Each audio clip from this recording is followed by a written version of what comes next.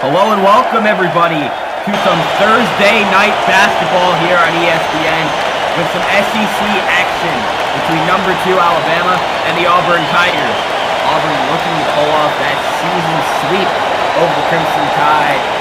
I'm J.K. Candell going alongside of Todd Drayton here from the Coleman Coliseum. We appreciate you all joining us for the ride so far, and we got a good one on tap tonight. A lot of star power on both sides, and that starts with the starting lineups. And for Alabama, DJ Child and Rodrigo Falls in the backcourt, Quincy Henderson, Levin Cutler, and DeJuan Epps round out the starting five, while for Bruce Pearl's Auburn Tigers, Bevins and Patches and Barkley James, the freshman duo, with Ancho Hardwick, the man in the middle, and Rowan Beer and Castile Atkinson, the other two starters for Auburn. As we mentioned, Auburn is fresh off of a big victory over the Kentucky Wildcats last week, and they're looking to stay hot in part 2 of the Iron Bowl, Coach Drayton. I mean, absolutely. This is one of those games that not only is heated for the players, but it's heated for the fans, it's heated for the culture, and it's heated for the coaches. Nate Oates generally struggles against Bruce Pearl, and Bruce Pearl pulls out every single playbook and trick that he has when he's going up against this Alabama Crimson Tide team. When you're talking about a coach that knows how to get the most out of his shooters and his young team, there's no better coach right now than Bruce Pearl. That's a very hot statement, Mr. Drayton, and we're off here from the Coleman Coliseum. Alabama wins the tip. DJ Childs, junior guard, recently announced that he will be staying for year 4 alongside that star-studded recruiting class for Nate Oates. Henderson inside the human highlight reel, trying to use his speed to his advantage. Can't right there. Auburn looking to generate some offense early. What's going to be the key for the Tigers to pull off their first series sweep against Alabama for the first time since 2022, Drayton? I mean, that guy right there, if Nate Oates, if Bruce Pearl can do a good job of getting the shooters open and giving the guards a chance to attack and slice with certain actions and get a lot of one-on-one matchups where nobody can help, I think that's where Auburn specializes. They have a lot of great athletes. This program generally brings in a lot of elite talent at the guard position. So when you think of a team that has an elite a two-way guard in Madison Patches, the repo man, and then you have Bruce Pearl being able to get all the shooters open, guys like Barkley James, you see their offense flowing, and they get a lot of those one-on-one actions, they're able to get to the basket and score. Rejected off the rim right there. Bevins and Patches, not known for his offensive prowess, like you said, he's known as the repo man. Can't get the offense going there for Auburn. Alabama with a chance to take the lead right now. We saw Barkley James hit an early three. Quincy Henderson responded with a coup for the tie. DeJuan Epps backing him down. He had 21 against Arkansas last week. On three, feels a little bit forced, but it doesn't matter. That goes at the bottom of the net for Rodrigo Falls. I mean, you gotta love Nate Oates' idea and how he attacks. A lot of the inside-out game. He coaches in a similar way to how traditional basketball, depending on who you would ask, should be played. That you initially attack on the inside to open up the looks for the outside. Auburn responds right back. You hear the fans getting loud here in Tuscaloosa, but Auburn leads Alabama. A lot of SEC championship implications in this one. Conference is still wide open. Another open three. Childs in the corner. Nylon. DJ Childs gives Alabama their second three in as many shots. I mean, when you're talking about getting the perfect look, can you really ask for a better look than the one DJ Childs got right there? Frankly, Drayton, I don't think you can. We're knotted up at 8, and we're not even 3 minutes into this game. I think this has all the makings of an offensive barn burner here in Tuscaloosa. Child's going to go back inside. Going to find Levin Cutler on the fadeaway. Levin Cutler. Turnaround jumper goes. That's Rodrigo Falls. one of the highest IQ players for Nate Oates, and they're turning to him early. He's got 5 of the 10 for Alabama. I mean, when you're looking at how both of these teams' offenses are functioning, this seems to be a high-level chess match between the two coaches. They both know each team's tendencies, where to attack, who to get in space, and how to get in space. These are two coaches that know each other well. It's a rivalry, and when you face a coach, when you face a program so many times, the importance of such a matchup becomes a little bit amplified, and we're seeing that here. Auburn knocked them off last time around on their home floor. They're looking to make it 2-2. But Alabama, they're the number 2 team in the country. Not if they have anything to say about it. This team is dangerous. They can attack you in so many ways, and that's one of them right there, the human highlight reel. Mr. Quincy Henderson, Mr. Speed. Knowing who to attack is so important when coaching, because that creates the tempo, the balance of how your offense is going to look. And it seems like both coaches know exactly who they're going to try and isolate on the defensive end. I mean, this Alabama team has been able to get everybody involved on offense. Now, if only they could get some stops on defense. But on the other hand, Auburn has had no problem making Barkley James look like an absolute star tonight, as he's gotten whatever shot that he's wanted. I'm looking at that matchup between him and DJ Childs. But DeJuan Epps handling the ball, getting the matchup from Hardwick on the perimeter. He's going to pull the jumper. He's going to nail it. 14-11 in favor of the Crimson Tide. Less than 5 minutes into this one. DeJuan Epps gets a lot of recognition for what he can do inside. But he's definitely got a good inside-out game too. He can hit a jumper when you need him to. That's a bad out Auburn turnover. Alabama's going to regain possession. Alabama is playing with all the momentum right now. You call this one a chess match, and it looks like Alabama might be a move ahead right now. I mean, it's part of the problem when you're playing freshmen. A lot of people love the diaper dandies, but sometimes the game's happening a little bit too fast for them. They start to feel that they have everything under their control, and the moment that people play to that advantage, they make an unnecessary error like Barkley James did and threw the ball out of bounds. It's up to the coaches to get these guys back underneath control and control the course of the game. Barkley James lit up Alabama last time around. He's looking to do the same here with that easy breakaway layup. Alabama leads by 1, 14:30 to play here. You're watching SimWorld U basketball on ESPN. Folks, just go ahead and take any empty seat that you see. I hope it's not contagious. So I do have it.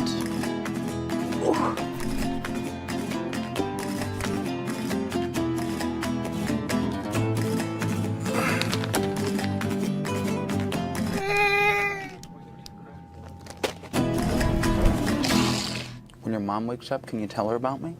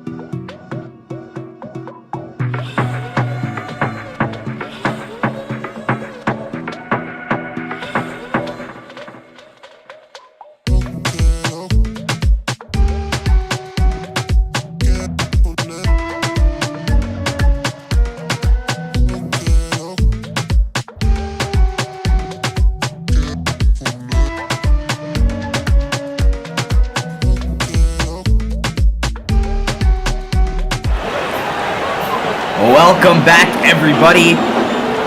And who doesn't love sports? This is SimWorld Sports, the most immersive, high-production sports universe out there. From legendary moments to game-changing storylines, don't play yourself. Invite others to be a part of the show. 5,000 EM signing bonus for head coaches and head coach referrals at discord.gg/SimWorld Hoops. The only place you can see the game and be the game. I mean, if you got the brain, be a coach. If you got the game, be a player. Also can join our media team. Come join us in the booth with me and Coach Drayton, ladies and gentlemen. We're back to some SimWorld U action here in Tuscaloosa. This crowd is getting loud.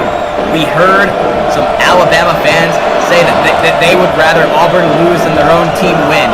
That's how deep this rivalry runs. I saw some students with some shirts that had some obscenities on them that we cannot repeat on ESPN. I mean, as somebody who's played in a lot of intense rivalry games, it's one of those things that you stand proud on.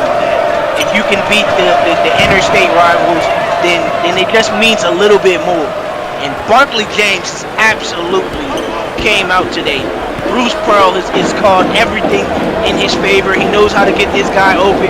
He knows how to get this guy looks. And this is exactly what you love to see from an elite coach. That even a freshman, they can take their game to the next level. Eagle Falls, one of the most consistent parts of this Alabama squad, was coming off the bench for a little bit because of Aiden Weaver. But now that Aiden Weaver's gone, he's shined in the starting lineup. You mentioned Barkley James has yet to miss a shot today. He has been on one. He lit up Alabama the first time around, and he's looking to make deja vu happen here. 7 seconds on the shot clock. Bevinson patches inside, draws the foul. Actually, that's rejected, and that's out of bounds. That's going to stay with Auburn with just 4.4 left on the shot clock. Patches being subbed out. Being moved to the 3. Some changes coming for both coaches. You know who Auburn's trying to turn to here. They're looking for Barkley James. 3 seconds on the shot clock. Bevinson Patches gonna pull up for a long 2. Rebound for 1X. 6'9" senior pulls that one down for Alabama. Child's gonna slash his way inside, add 2 more to the Tides, give him a 2-point lead. This is exactly what I was talking about. When 2 high-level coaches are going at each other, there's certain matchups that they're looking for. There's certain things they're trying to exploit. And you can see that Nate Oates might have found the matchup and how to attack properly, because it doesn't seem like Alabama's really being stopped on offense. I think Auburn's being stopped either. They have 16 points, all courtesy of the same man. Barkley James, 16 points, 6 of 6 from the floor, 4 of 4 from deep. It's Barkley time, ladies and gentlemen.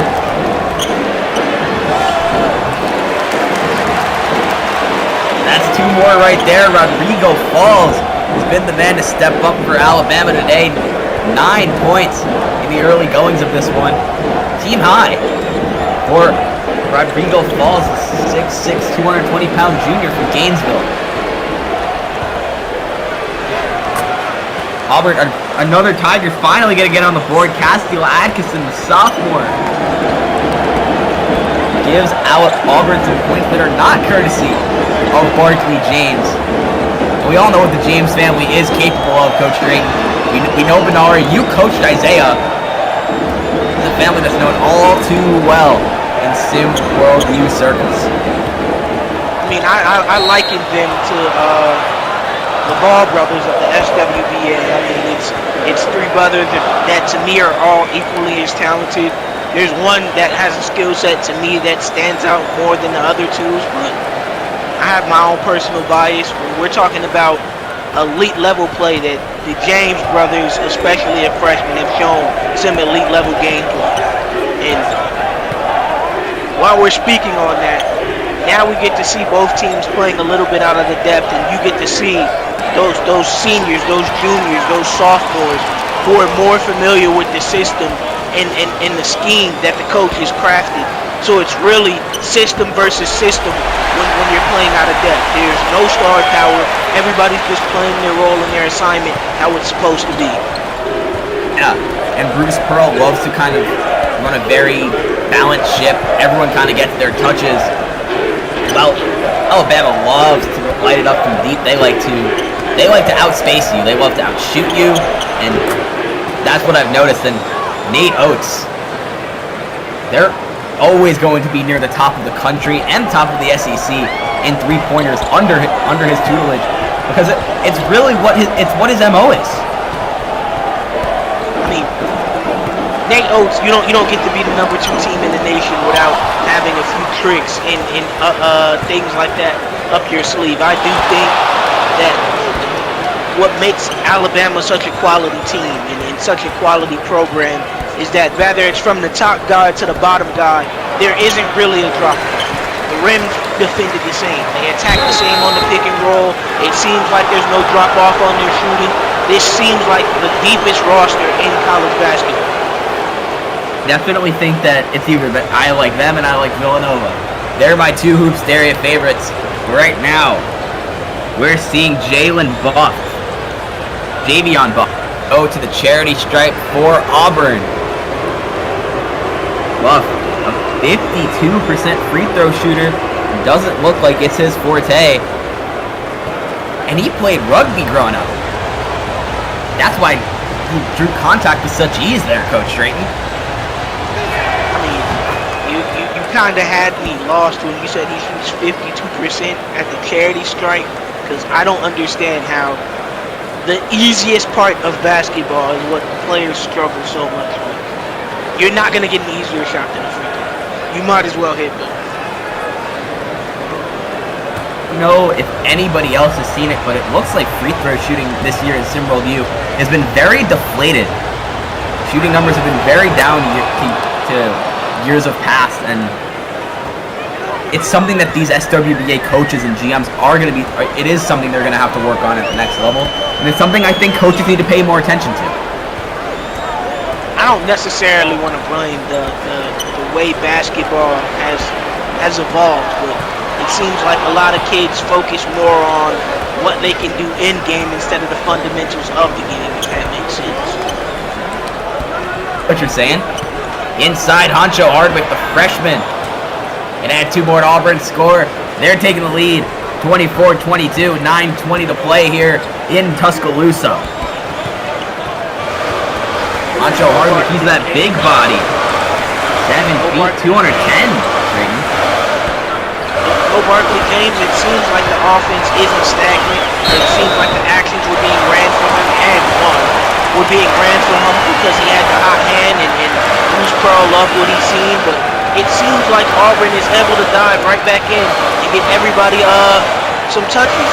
I like what I'm seeing from this Auburn team. Yeah, not a great foul right there. Darius Parkin going to the line for Auburn, or Alabama, I should say. Nearly 78% at the line. That's a number that's more in line with your own form. You're not going to get an easier shot than that.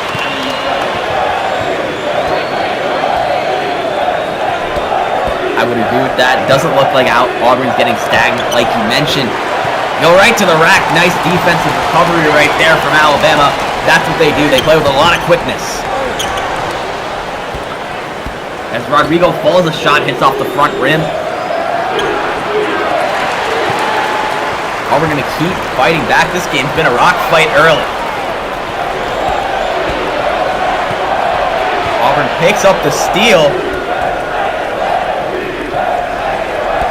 Honcho Hardwick playing on the perimeter. Not sure what that's all about, Drayton. Because Hardwick inside 7-footer adds 2 more to his total tonight. A little bit of slice action, you get the center out and you try and make it look like we're calling an ISO, so you get the other big to move out of the paint and cuts to the basket. One of those things that Bruce Pearl does really well. It's get guys in the space and allow them to be able to attack. I don't want to say it's his bread and butter, but it's one of those things. He calls that game extremely well. Sure. Alabama leads by 1. 7 minutes to play in this first half. That's Coco Bryce inside. The freshman.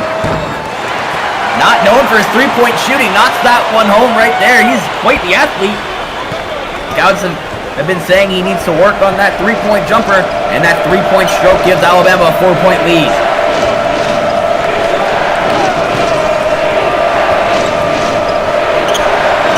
Even though the game is still close, you have to love how this Alabama defense is perfectly closed out on all shots. There's nothing been easy. They've been willing to contest. With the second unit in and the younger guys in, you're able to see that even their depth has allowed them to maintain a comfortable lead. Even with Honcho Hardwick having what I would say the matchup in a low block.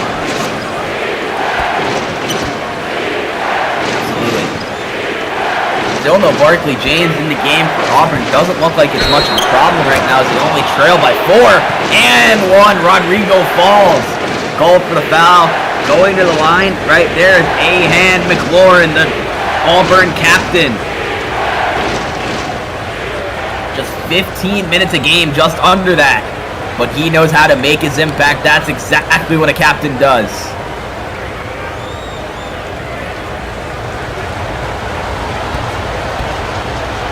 More known for that jumper. Gets inside and misses a free throw despite shooting nearly 75% from the line. Bad miss for the sophomore.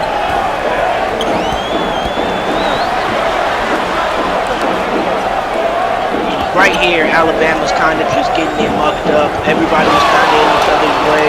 You know, it's sometimes when young guys are on the court, they can run plays one way but can't run it the other way. So if the play call got switched to the left-hand side of the play, you know, sometimes players get in the way and they're not in the correct spot. But Alabama was still able to score on that possession. Get DeJuan Epps pulling up from long too. 67% from the floor. Doesn't matter if it's inside or a little bit beyond his range. There is nothing beyond his range. When you're that smaller big man like DeJuan Epps is, he's 6'9", you gotta compensate with being able to stretch the floor, and he certainly does that. And Auburn responds right back, Drayton. I mean, you gotta love this Auburn team. They're a team being this feisty against the number 2 team in the nation. It would have you question who's the ranked team here, because they're in hostile territory with a roaring crowd, and Auburn is fighting back. Every punch that's been thrown, they've been managing to counter it. They pull down that rebound, and they have a chance to take the lead right here.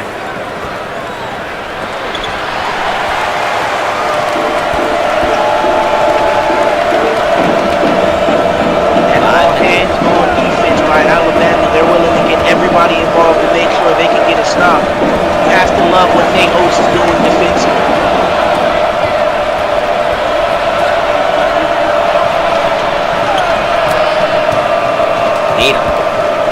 Despite what Nate Oates might be cooking up defensively, it's what Bruce Pearl's cooking up on the offensive end that has Auburn looking good right now. They're taking a 33-32 lead.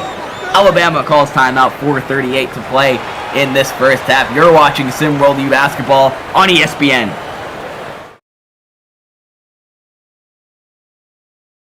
Hey SimWorld, Coach Barry of the Arizona Scorchers.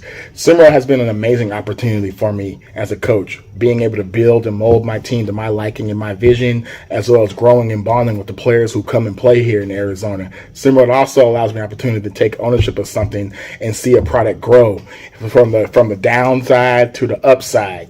Remember, SimWorld Sports, the only place where you can see the game, be the game.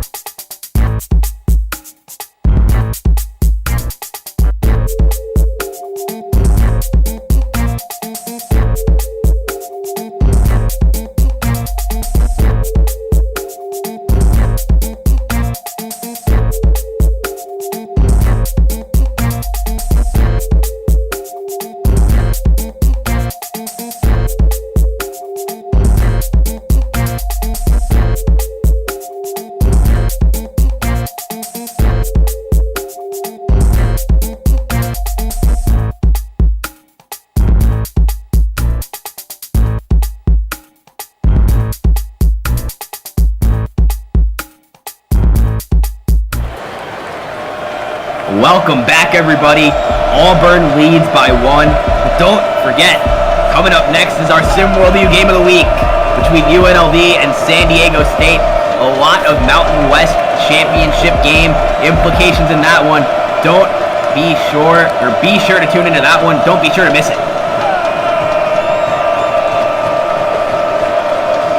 UNLV and Nat Hawkins looking to cement their Mountain West title game resume against the San Diego State Aztecs, a team that is as tough as they come. I mean, you generally just gotta love basketball out west because they like epitomize watching the ball go into the basket a million times. That is true. Nat Hawkins is the embodiment of that, actually. But Drayton, we saw some news break earlier today. Actually, I was the one who broke it. That on Dre Pope's birthday, he visited Creighton for potential head coaching hire. I know your thoughts on Greg McDermott. What do you think of the potential of Dre Pope coaching Ethan Letterman and Mark Chisholm next season in Omaha? I think as long as it's a human, I think even a piece of burnt toast would do a better job than Greg McDermott. I do in fact think he's a hack. But while we're talking about coaching, we can talk about the elite coaching job done by Nate Oates in being able to weather the storm that is this offense that Auburn has been firing on all cylinders, and Alabama has still maintained the lead. Yeah, and Coco Bryce slashes inside. That's that athleticism we were talking about earlier.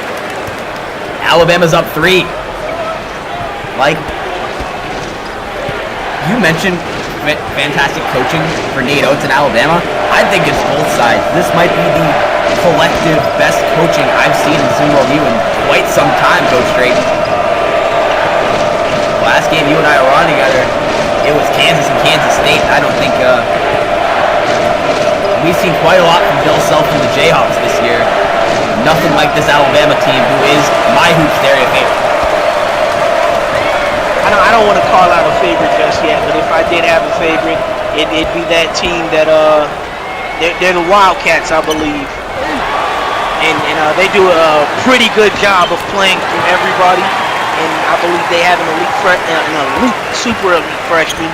But while we're talking about elite freshmen, Nate Oates happened to get his elite freshman going right there. Levin top Cutlery Cup.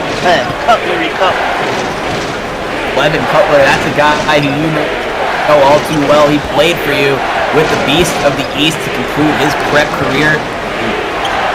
He's transitioned to college seamlessly. Inside, what a move. Auburn. But like I was saying, Levin Cutler has some of the best footwork I've seen in college. 2 minutes and 10 seconds to play in this first half. We're not going anywhere, so we hope you don't either. And remember, folks, SimWorld is the best sports role-playing experience you can find, ladies and gentlemen. It is SimWorld, the ultimate immersive esports universe. This isn't a game. This is a living, breathing world where every play, every decision, every storyline feels as real as you're going to get it. So come join us as a player, coach, fan, media member, or anything else. Because SimWorld's got something for everybody. And it's completely free. If you ain't a sucker, you invite 5 friends. It's that simple.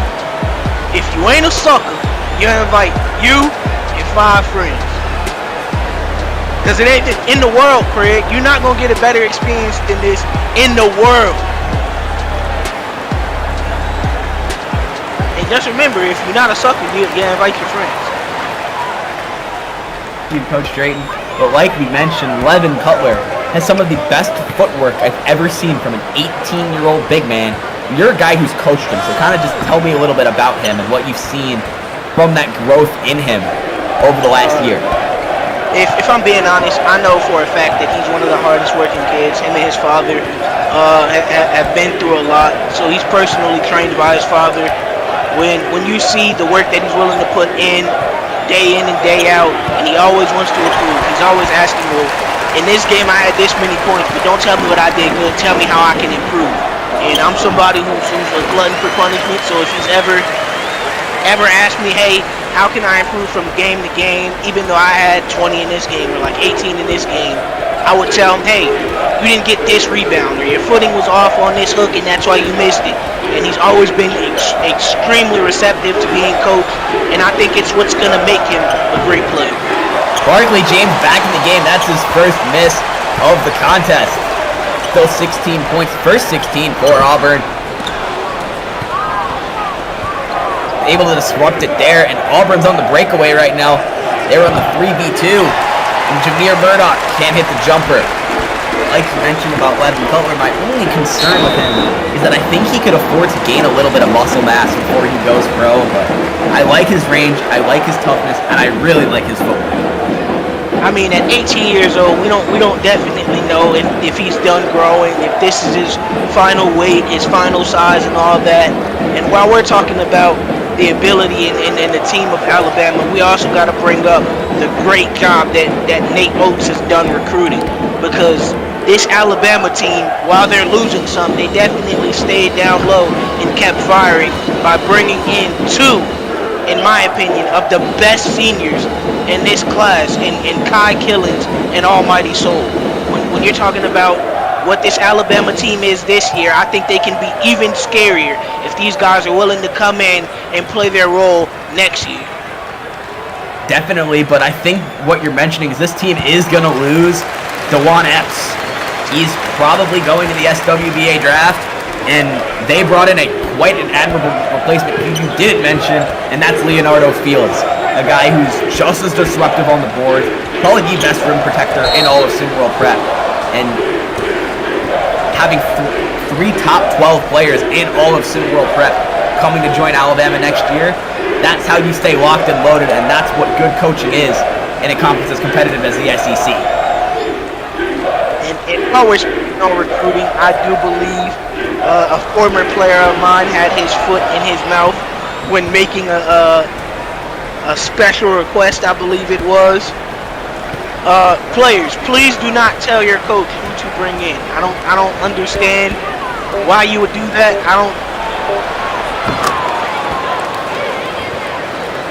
3 right there. Auburn trails by 3, just under 20 seconds to play in this first half. You mentioned Bruce Pearl being able to get shooters open, and they've been hitting those open shots. Auburn's been taking advantage of the good looks today. Alabama's defense, as good as that has been, they've been scoring a lot of points early in this one. Cutler, before that first half buzzer, does not go. 41-38 in favor of the home team going into halftime. Like I mentioned earlier in this one, I think this one is going to end up being quite the high-scoring offensive masterclass. And that takes us to our halftime report presented by Speedo. 18 points for Barkley. James had the first 16 of Auburn's points. Only one missed shot in that first half. Talk about a coming-out party on ESPN. I mean, when you're talking about how to get everybody involved and no true star and playing through depth, Alabama has done that as well as any team humanly can in college basketball. You can't say, oh, stop Rodrigo Falls and you'll get this because DJ Childs has stepped up. You can't say stop DJ Childs because DeJuan Epps has stepped up. Kadarius Parkins stepped up. Coco Bryce has stepped up. A lot of these guys are not necessarily the biggest names in college basketball, but Nate Oates knows how to call actions and knows how to get his guys dialed in. On the other end, I have to say Bruce Pearl has absolutely got all of his shooters involved, and they've done an amazing job by keeping this game close. And we have second half action coming right up, so don't you go anywhere. Ladies and gentlemen, we'll see you all soon.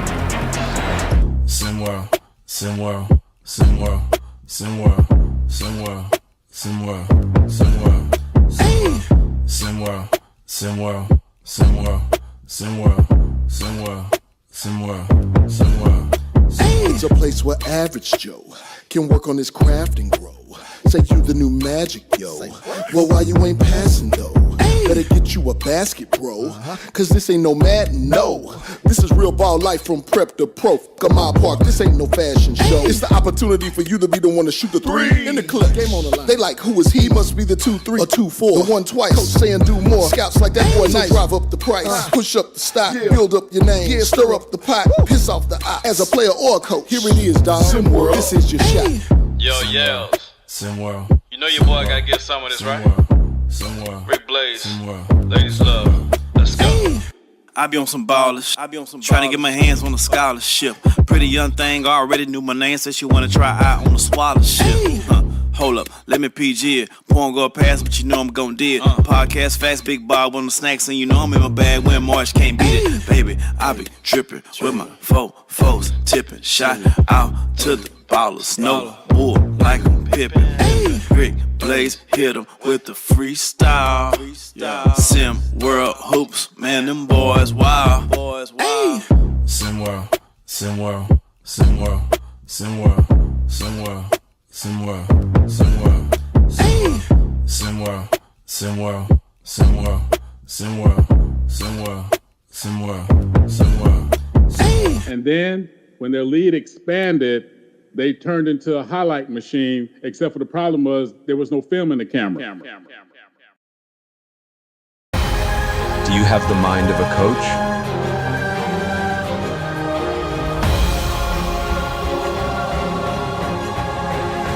Are you willing to fight for your players? Can you handle it when things get heated?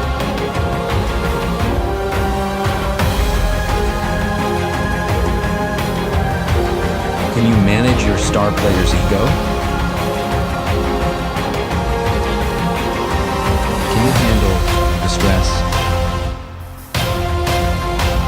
Can you become a legend?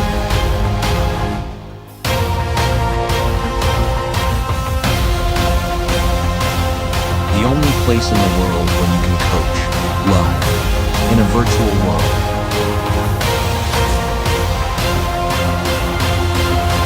SimWorld Sports.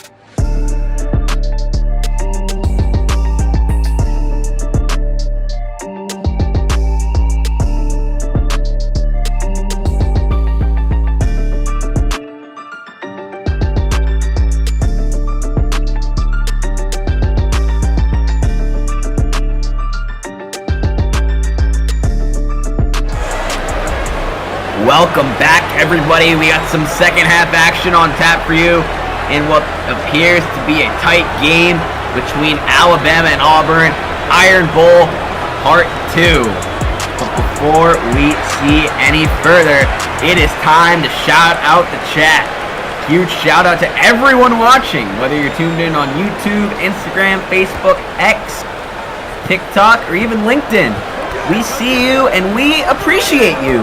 From the SimWorld Sports team, if you're loving the content, don't keep it to yourself. Share it with your friends, drop a comment, and let's keep growing this amazing, immersive community. Log 3 right there, Nylon. And real quick, gotta show some love to the YouTube chat. You guys are the real MVPs. Coach Drayton, who are we gonna shout out in the YouTube chat?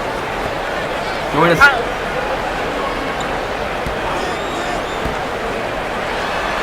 I mean, you know, you could give a special shout out to my guy Kai Killens, Dre Pope, LaShawn Carter, Mark Chisholm, Biff Markham, Link. Everybody loves Link. Coach Heath, Cyrus, Air, Jalen. And if I missed you, it's because I'm trying to get back to calling the game. Sorry for that. Whether you're said Coach Drayton or not, we appreciate you all, and if you're not joining us on our SimWorld TV YouTube, you should.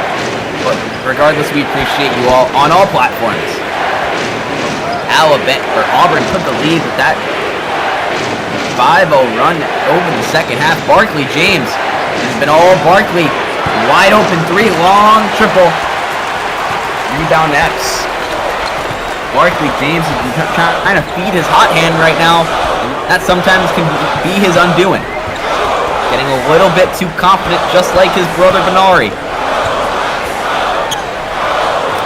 I mean, again, look at the level of chess that's being played and how each coach is getting the certain looks that they want for their guys. It seems like Auburn is not really having a problem getting shooters open, finding guys for certain looks. And on the other hand, Alabama has been able to slice and dice and get to the paint whenever they want. Truly a masterclass by both coaches. Again, in and out. Barkley James wanted that one to cut the lead, and Levin Cutler hangs on the rim for a little extra. He's trying to savor the moment in his first ever rivalry game with Auburn in front of the Alabama fans.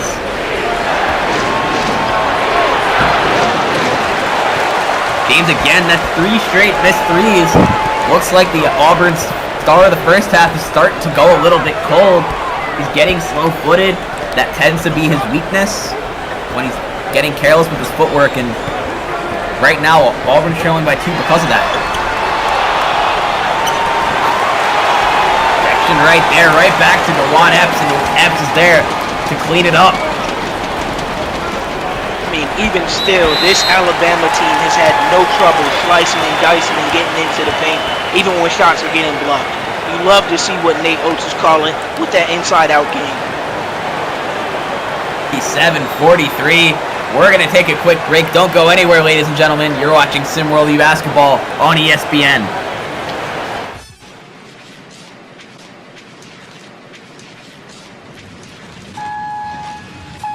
Going up.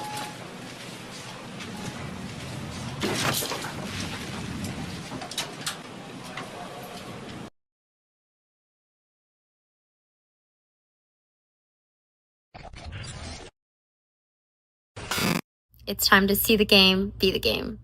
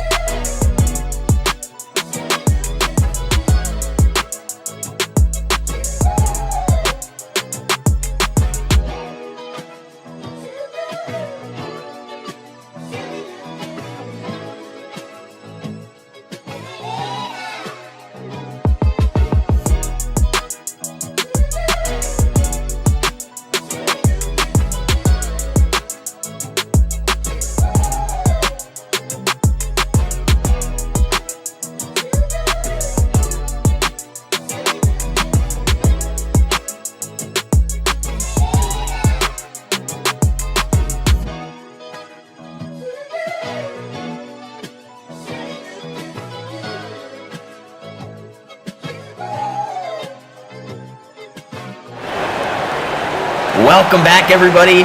And the name of this game for Auburn has been the 3-point arc. They're shooting 7 of 8 from deep. 87.5% from long range. An unprecedented number in SimWorld Hoops, especially against the Nate Oates Alabama defense. Not something that you will see every day.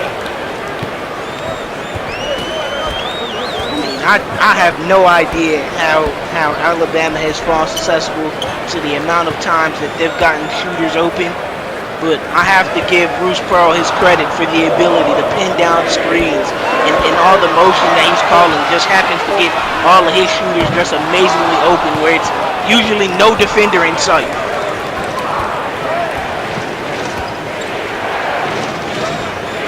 Auburn trying to get something going there after the long three from Rodrigo Falls that did not.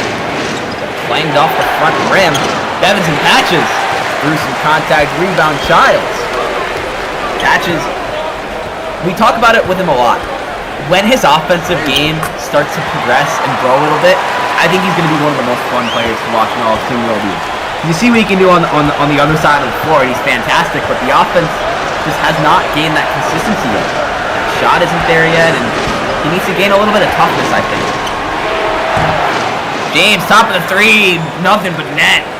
Auburn trails by 3, and Barkley James is 21 points. You want to talk about toughness, the mental toughness that it takes to miss 4 shots and keep shooting as if nothing happened is nothing short of remarkable. That's what we call the Dion Waiters. Inside, Barkley James, a little bit of finger roll action. Auburn down by 1, 23 for the freshman in Tuscaloosa.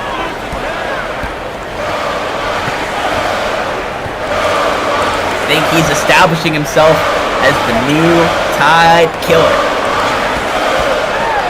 Quincy Henderson, not a name we've said a lot today.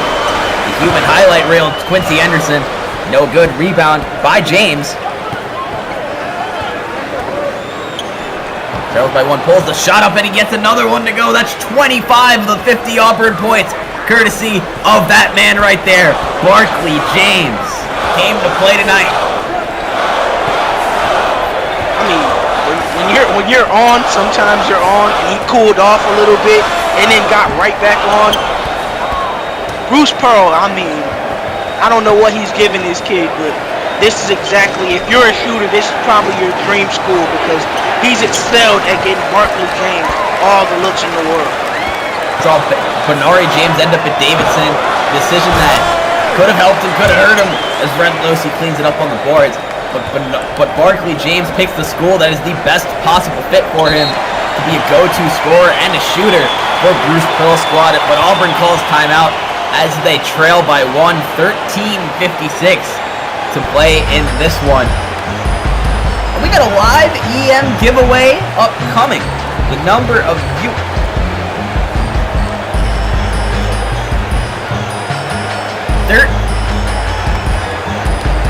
1,350 EMs. We're giving them away. And congratulations to my man over at SMU, Cam Jones. You just won 1,350 EMs. Do not make sure you spend them wisely, Cam. Make sure you spend them wisely. Excuse me. Spend your EMs responsibly, ladies and gentlemen, because who knows the next time you're going to win an EM giveaway. Because you can only win them when you're present in the chat. You got to see the game to see the game to be the game.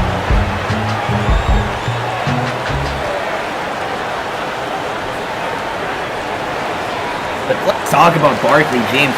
25 points. There's still 13 minutes to play here.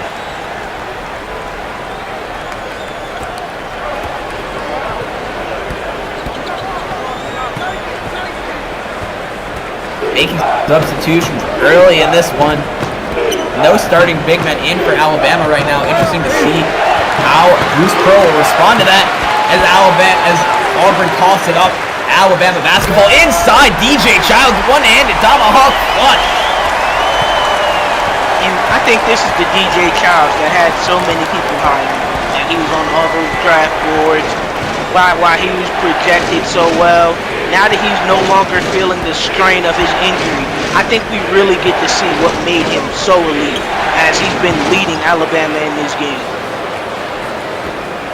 But I think what really stands out with DJ Childs is early in the year, he's as fast as they come, and that ankle injury was kind of hindering that lateral quickness and that ability to kind of take over the game with his speed. We saw him just get to the rack right there.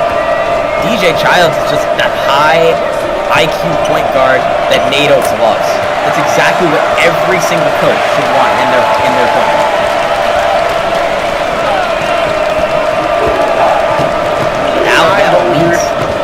High motor, elite skill. He even has great vision.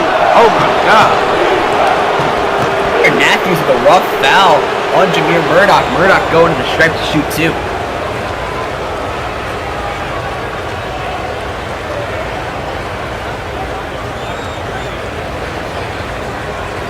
But Drayton, I think with Barkley James, if Auburn wins this one, I think we have an early candidate for JK's player of the night. I mean, the way he's been playing, it'd be hard to believe that he wouldn't be some type of player of the night. He's absolutely dominated in this matchup. Murdoch makes both. Auburn trails by 1. You know the rules. Why pick a player on a losing team? Are you saying losers never win even when they win when they're losing? That was a tongue twister. I'm going to ignore that. 12 minutes to play in this game. Harkin.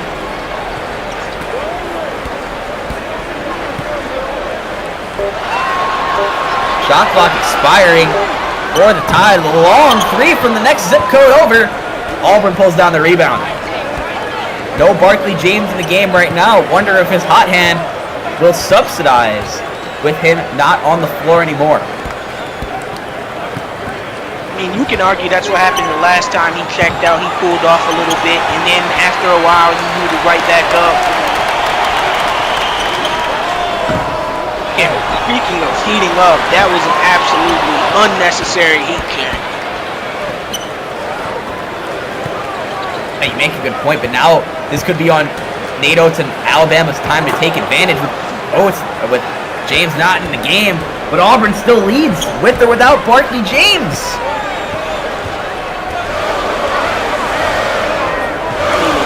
This is where you have to give Bruce Pearl his credit. I don't think anybody would say that top to bottom, this roster is as talented as Alabama's roster. I don't think anybody would say that. But when you look at the score and you look at how these two teams are competing, it's hard to argue that this Auburn team isn't capable of competing in hoops theory. For sure. They've won 4 in a row coming into this one. They're trying to make it 5.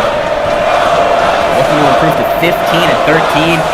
I think if we're talking about those middle seeds, those 9, 10, 11 seeds, Auburn is a team that I don't think any of these 1 seeds should want to face. Oh, absolutely. Whether they go to the SEC title or not, Auburn scares me. Facing Barkley James and Bevinson Patches on a big stage. I know it's freshmen, and I know that it's typically an upperclassman dominated event, but Bruce Pearl's a good enough coach to make it work. Unfortunately, and I'm going to knock on wood that I'm proving wrong, I generally do not believe in freshmen when it comes to tournament. Typically, neither do I. That's why I wasn't that high on the Duke team of Zion Williamson just a few years ago when they had all that talent. DJ Childs sends that one away. Davion Buff says no.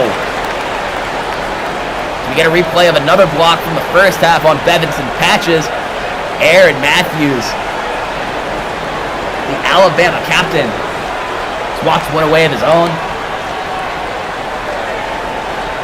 And we're seeing Barkley James checking at the scorer's table. He's back into the game now.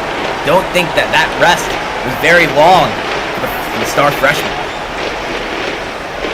As we get to the under 10-minute mark, you kind of got to realize that if he's not in and we're only up 1, we have a better chance of extending this lead with him being in, and us being able to call plays and actions for him, so we can increase this lead. Because this is not the type of game where being up one late in game is really in your favor.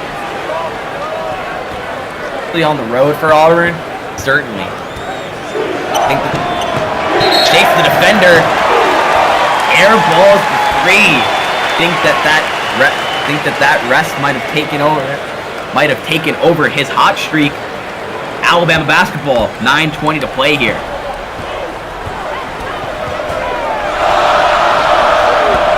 I mean, it's like I said, I don't know why. Whenever he comes out, it seems like he just magically goes cold and has to heat himself back up.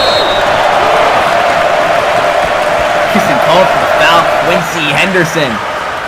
Going to the line for Alabama. Henderson, a 68.5% free throw shooter, entering the day.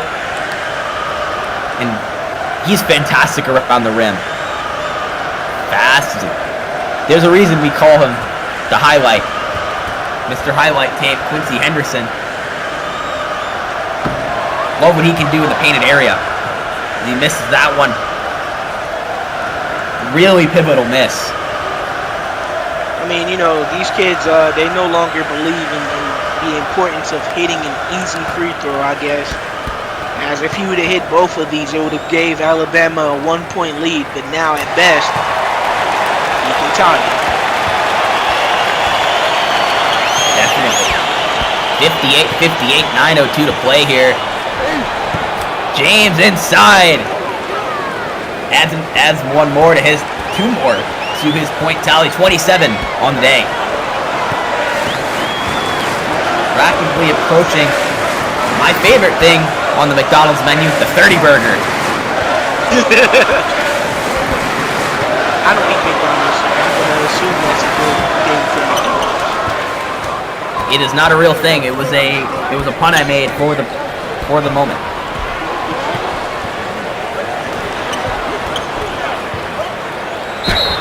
James again inside. Levin Cutler called for the foul. A lot of contact right there between the two.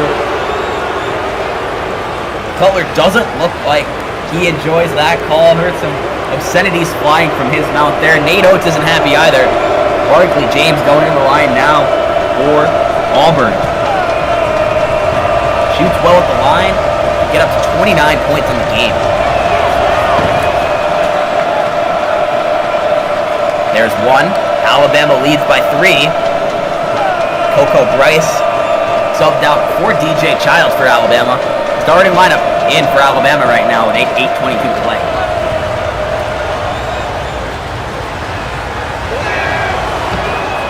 Barkley James makes both. He's got 29 points.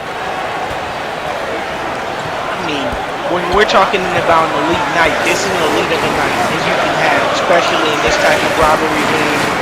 In the away atmosphere, this crowd has been loud, they've been rowdy, and he's been able to weather the storm the entire game. There's Quincy Henderson. Beautiful spin move right there. Tried to finish near the rim. The rarity that he's unable to convert it. James in the corner for 3. Whirls off. Alabama's going to take a timeout. Just under 8 to play here. They trail by 4. They're looking to slow down the hot hand of Barkley James. See the conclusion of this game up next on ESPN.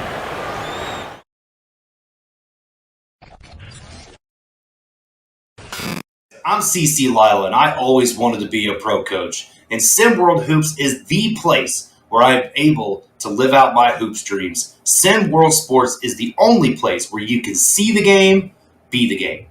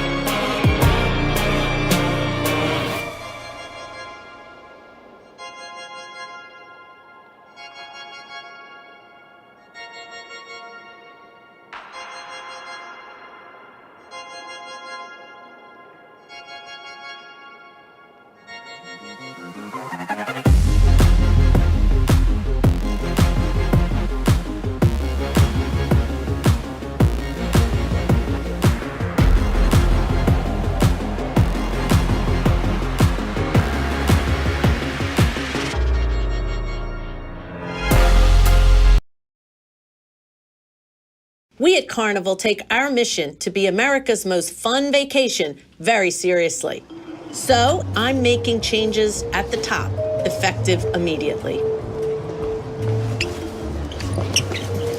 Mr. O'Neill is perfect for the job. His unparalleled passion and unique business acumen are a tremendous asset. I need those numbers by 5 o'clock today. Duck. Goose. Just hit me on the email, Shaq@carnival.com, and 4 tickets will be delivered to your house first thing in the morning. Who is this? Have you not heard? No. Well, what? CFO. Oh, really? Want to know what else? Tag, you're it. Run! I'm excited for the immediate impact Shaq will make. Come in. President Duffy, I turned the conference room into a ball pit. Marco Polo in 15. Choose fun, baby.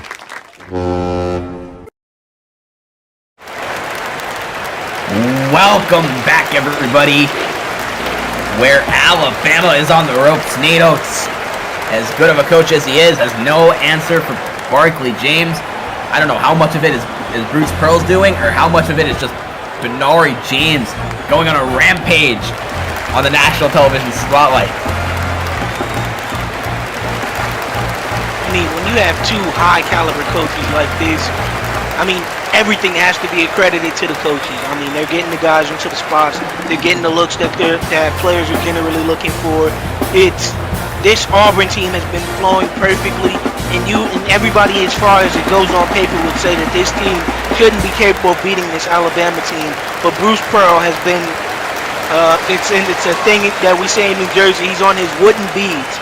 He's absolutely, without a doubt, given the best that he could possibly do. And the person leading the team right now is no other than freshman Barkley James. Oh, I can't think of a more deserving player spotlight for this game. I really like what DJ Childs has done too for Alabama when he's been on the court. But Barkley James, my lord.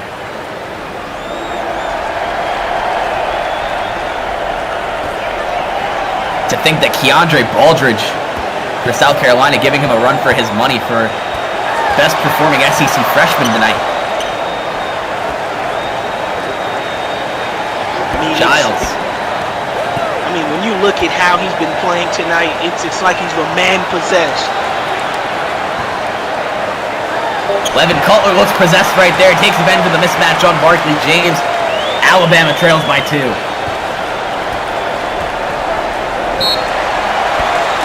And Auburn calls timeout right after. Bruce Pearl wants to talk things over with his guys. 7:17 to play in this one. And if you love SimWorld, be sure to like, comment, and share SimWorld with a friend, ladies and gentlemen. Because let's be real here, you're not going to get it anywhere else. If you're loving what you're seeing, don't just watch, get involved, like the stream, subscribe to the channel, and hit that notification bell so you never miss a moment of the action. And hey, share this with your friends, because the more people in SimWorld, the merrier. The bigger, the better we get. So don't wait, click those buttons, and keep the experience going. It takes you just 5 minutes to click a button, and it's going to pay off for you, all y'all, in the long run. And if you don't, you a sucker. I think Coach Rank likes to call people suckers.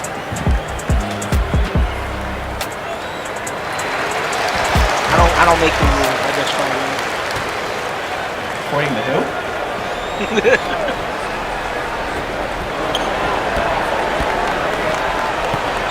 Barkley James posting up Childs on the inside. Murdoch doesn't see it.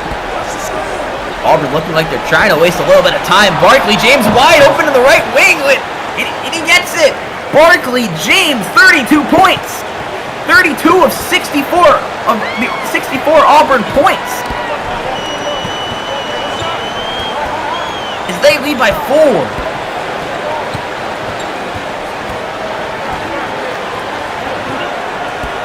I mean, he has half of Auburn's points. When we're talking about somebody just dominating a matchup, I've noticed when certain ball screens are called that for some reason the defense for Alabama has decided that they'll double and force the ball screen to pass out, but the person that they keep passing out to is a wide open Barkley James. I don't understand why that's the action that they choose to do on defense. Maybe it's worked against some other teams, but it's not working tonight against Auburn, as Barkley James is playing like a man possessed. 4 points for the freshman. As good as Nate Oates' scheme has been, or that defense has been all year, they don't have an answer tonight to make it 36, ladies and gentlemen. Alabama leads by 8. Barkley James putting the Tigers on his back as Alabama calls timeout. And we're going to take a moment to go courtside with our sideline reporter, Mr. Roniel Wilson. Yells, what do you have for us?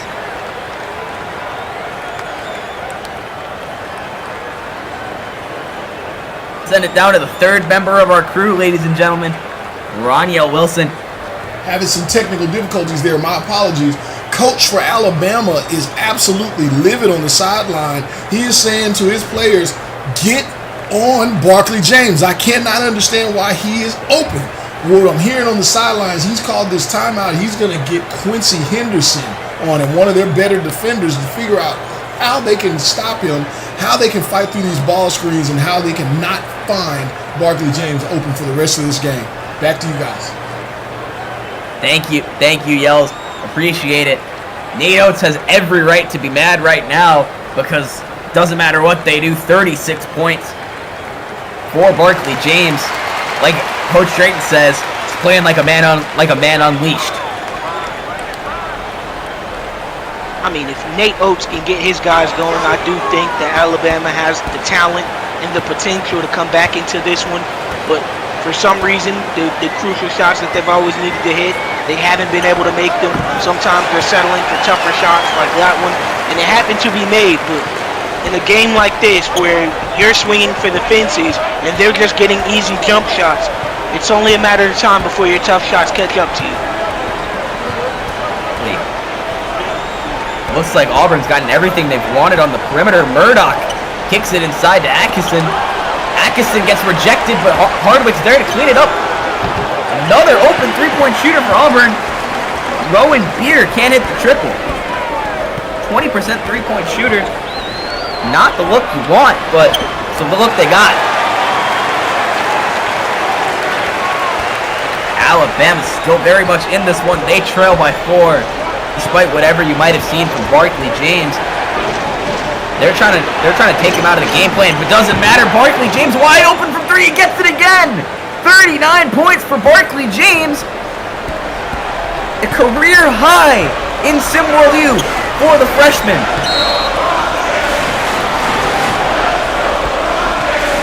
And that's Auburn basketball. They have all the momentum in this one. Greensboro native Barkley James. 6'3", 179, 39 points for Auburn as they look to pull off their first season sweep of Alabama in 3 years. I mean, Bruce Pearl has absolutely gotten the absolute most out of his players. I mean, Barkley James is going ballistic, a man possessed, he's unleashed. He's doing everything that's ever been asked of a shooter, and then some. I think this is one of those games where if you're a player who's on the fringe and you're thinking, hey, where do I want to go, Alabama or Auburn? I think Auburn is making the case right now that they're the school to be. Right now they got to keep their foot on the gas. Levin Cutler inside, draws a double team, doesn't matter. Levin Cutler, he's a man that knows how to stay composed in the painted area, and that's exactly what he did right there. But Auburn, Murdoch kicks it. Rowan Beer adds a rare 2 points from Auburn that were not courtesy of Barkley James, but it extends their lead to 9. I mean, Barkley James, when you're talking about a dynamic performance, not only a dynamic performance, but a dynamic performance from a freshman, this is levels and levels above what's usually expected, even of him. When you're talking usually about a freshman, they're guys that come in, maybe contribute 10 points, sometimes 8 points. very rare do they have a 39-point outing against a stout number 2 team in the nation. This is absolutely JK's player of the night. Potential is going for 40 there, but Honcho Hardwick cleans it up on the board. Clean up on aisle 7.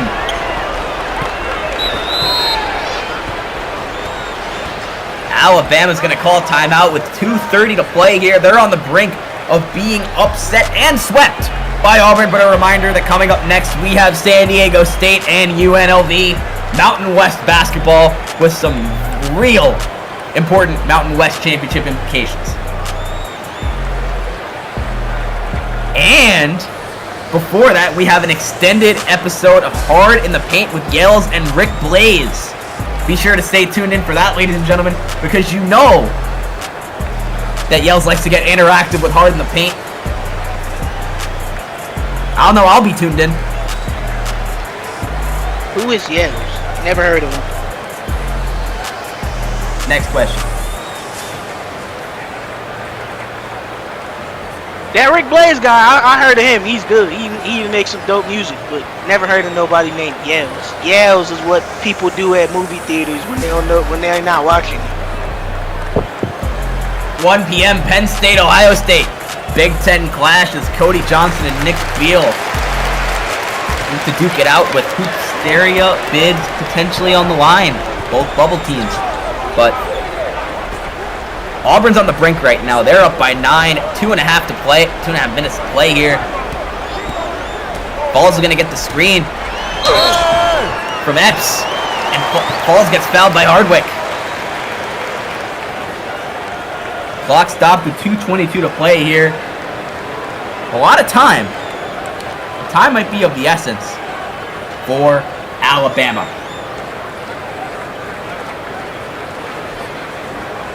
I mean, there's a lot that Alabama can do to put themselves back in this game. First off, by hitting both of these free throws. Now, the second thing is probably the absolute most important thing is stopping Barkley James. They've allowed this man to do whatever he wants. At 39 points, I can't say that they've made an effort to stop him, only an effort to contain him, and they've done a poor job at that.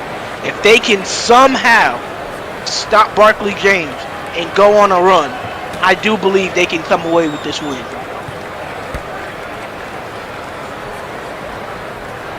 Shooting a second. Gets it. 84% free throw shooter. Does exactly what Alabama needs. Exactly what the doctor ordered, as one might say. And Nate Oates brings out the full court press. Auburn's going to call timeout. Bruce Pearl's going to bring some press on his squad. You're watching SimWorld U basketball on ESPN. Don't go anywhere, folks. What's that? That's a swear jar. Every time someone swears, you put a quarter in it. Who gets the money?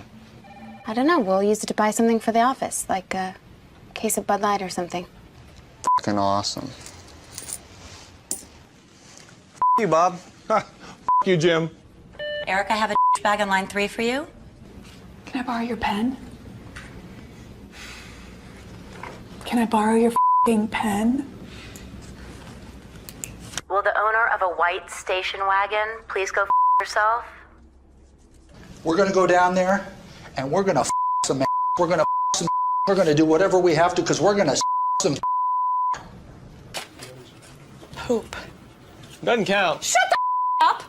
I am so proud of you mother suckers. Here, here. Refreshingly smooth Bud Light. Always f***ing worth it. Rebound Bosch. Back out to Allen. His three-pointer. Bang! Now there's a steal by Murr. Underneath the DJ. What's this gonna be? Lead pass. Stop it! Stop it! You did not do him like that! Now goes to roll. Brandon, a three-pointer out front. Hit it! Yes, he did! Iguodala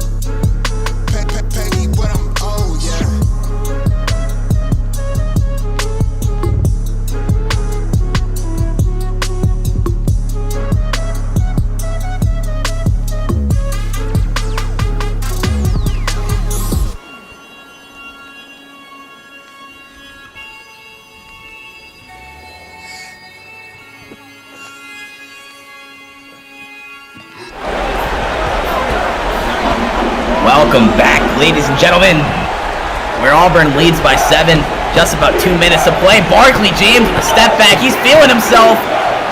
Poncho Hardwick on the offensive rebound. Auburn leads by 9 with 2 minutes to play. And right here is where you usually have to go to your veterans. So I'm expecting a play call for DJ Childs, allow him to do something magical that'll get the Auburn freshman off their rocker. Experienced Alabama team, you can really go to anyone besides Cutler, and even he plays with maturity beyond his years. That one's rejected. Looking like Auburn's going to come away with a victory in this one, but anything can happen in the next 90 seconds. That fat lady ain't singing yet. I don't even think she started her Definitely home. not. Barkley James on the turnaround jumper, 41 points. It's a 40-burger, ladies and gentlemen.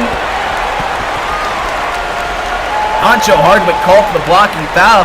Has been the other hero tonight for Auburn, and it's Barkley James' SimWorld Prep teammate with the Heartland Zombie Stars.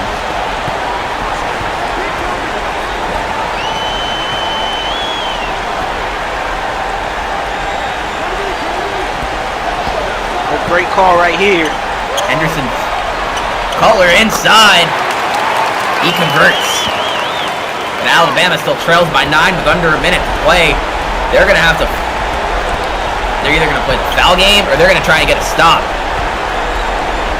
I don't think they go for the foul just yet. If they can get a stop right here. 43 for Barkley James. That one's as easy as they come. Nate Oates is having a fit on the sideline, while Bruce Pearl is feeling himself. Auburn is a little over 30 seconds away from sweeping Alabama and upsetting the number 2 team in the country. Anything can happen on Thursday Night Basketball on ESPN. And that's pretty much going to do it, ladies and gentlemen. Auburn 83, Alabama 72. A shocking upset as... I mean, Barkley James absolutely played out of his body. Nate Oates came with it, but Bruce Pearl came with it, as it seemed like he had everything in his favor and happened to outcoach his in-state rival. Auburn pulls off the sweep as down goes number 2 Alabama. 5 straight for Auburn. They improved to 15-13. But we have an extended episode of Hard in the Paint coming up right after this. And then we have UNLV San Diego State. We appreciate you all tuning in. I'm J.K. Candell, joined alongside Coach Drayton. Remember, folks, SimWorld's the only place you can see the game, be the game. Have a great night.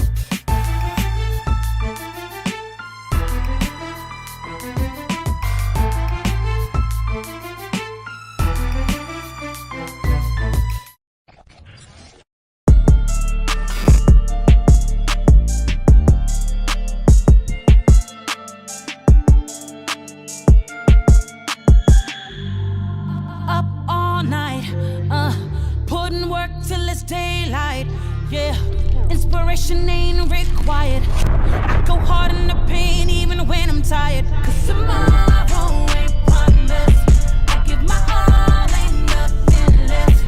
No tomorrow ain't promised. There's no tomorrow, no tomorrow, no. Yeah. We live. Look who's in the building. Matter of fact, first of all, Hard in the Paint, we back, baby. Yo, Hard in the Paint what up? And it got a little hot in here. So SimWorld. If y'all didn't know who that was, Rick Blaze called in, hopped on the show. Yes, we are a little. You see how this is? Like we may be in the screen, maybe off the screen, but let's talk. What the hell, Rick? What did we just watch? You remember when the Red Sox versus the Yankees? No. Back in the day, baseball. All right. And Pedro Martinez says, "They're my daddy." Yeah. Alabama's saying the same thing. Auburn's my daddy. Auburn has their ticket. Auburn has their better half. Auburn is their daddy. If they have to face Auburn, it's not looking good because Auburn just matches up too well against Alabama. And this is the second game this season that Auburn has beat them, both on home and on the road. So they showed it wasn't a fluke. It's the real deal. I love me some Bama, but Auburn got their ticket this season. It is what it is. You saw I'm getting texts from all three people that I know from Alabama. Technically, that's 3 of the 5 people that live in Alabama. Oh, they're not happy. That's crazy. Hey, hats off. Rick, keep your hat on. Hats off to Barkley James, 42. Wow. Big smacker. That is nuts. All time. We had to start with that. But look, this is gonna be a long show. We're gonna keep y'all locked in for a minute. So let's go ahead. Until I run out of gummy bears. When I run out of gummy bears, the show's over. Don't you eat all my gummy bears. Don't you do it. But look, want to let you know, we're gonna do this is interactive. We're running this live extended show here for you guys. Y'all part of the show. We're gonna be watching the chat, seeing what's popping up on the screen so that we can interact with you guys. Whatever y'all want to say. Right there? That's it. Okay. It's on the screen. Look, they can see it. They can see what's going on. We can see them. We can do the whole 9. So we'll see what y'all got to say. We'll interact with it. But what up, Coach Drake? Coach Pope, give some shout outs. Hey, Coach Pope, what up? Happy birthday to him, by the way, huh? You're a good man. This is my birthday weekend. My birthday is actually on Sunday, April 20th, 4/20. So Christ has risen, and I came out. Christ came up, I came out in there. Hey, Coach Pope, happy birthday, man. I will never know what it's like to make it to 173 years old. Look good for your age, brother.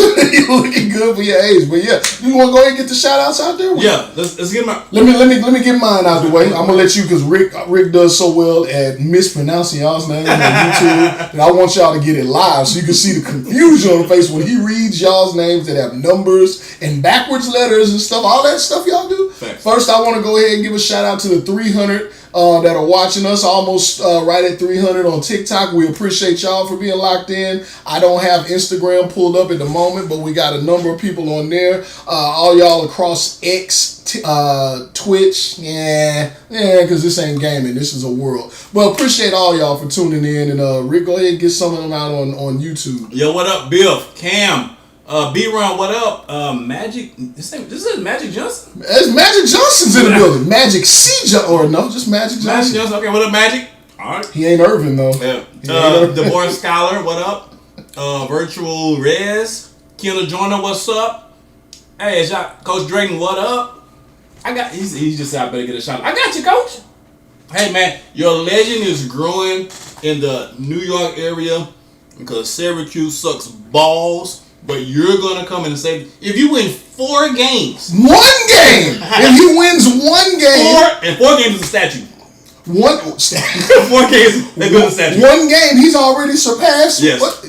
He's that guy. He's like the second greatest coach in Syracuse history.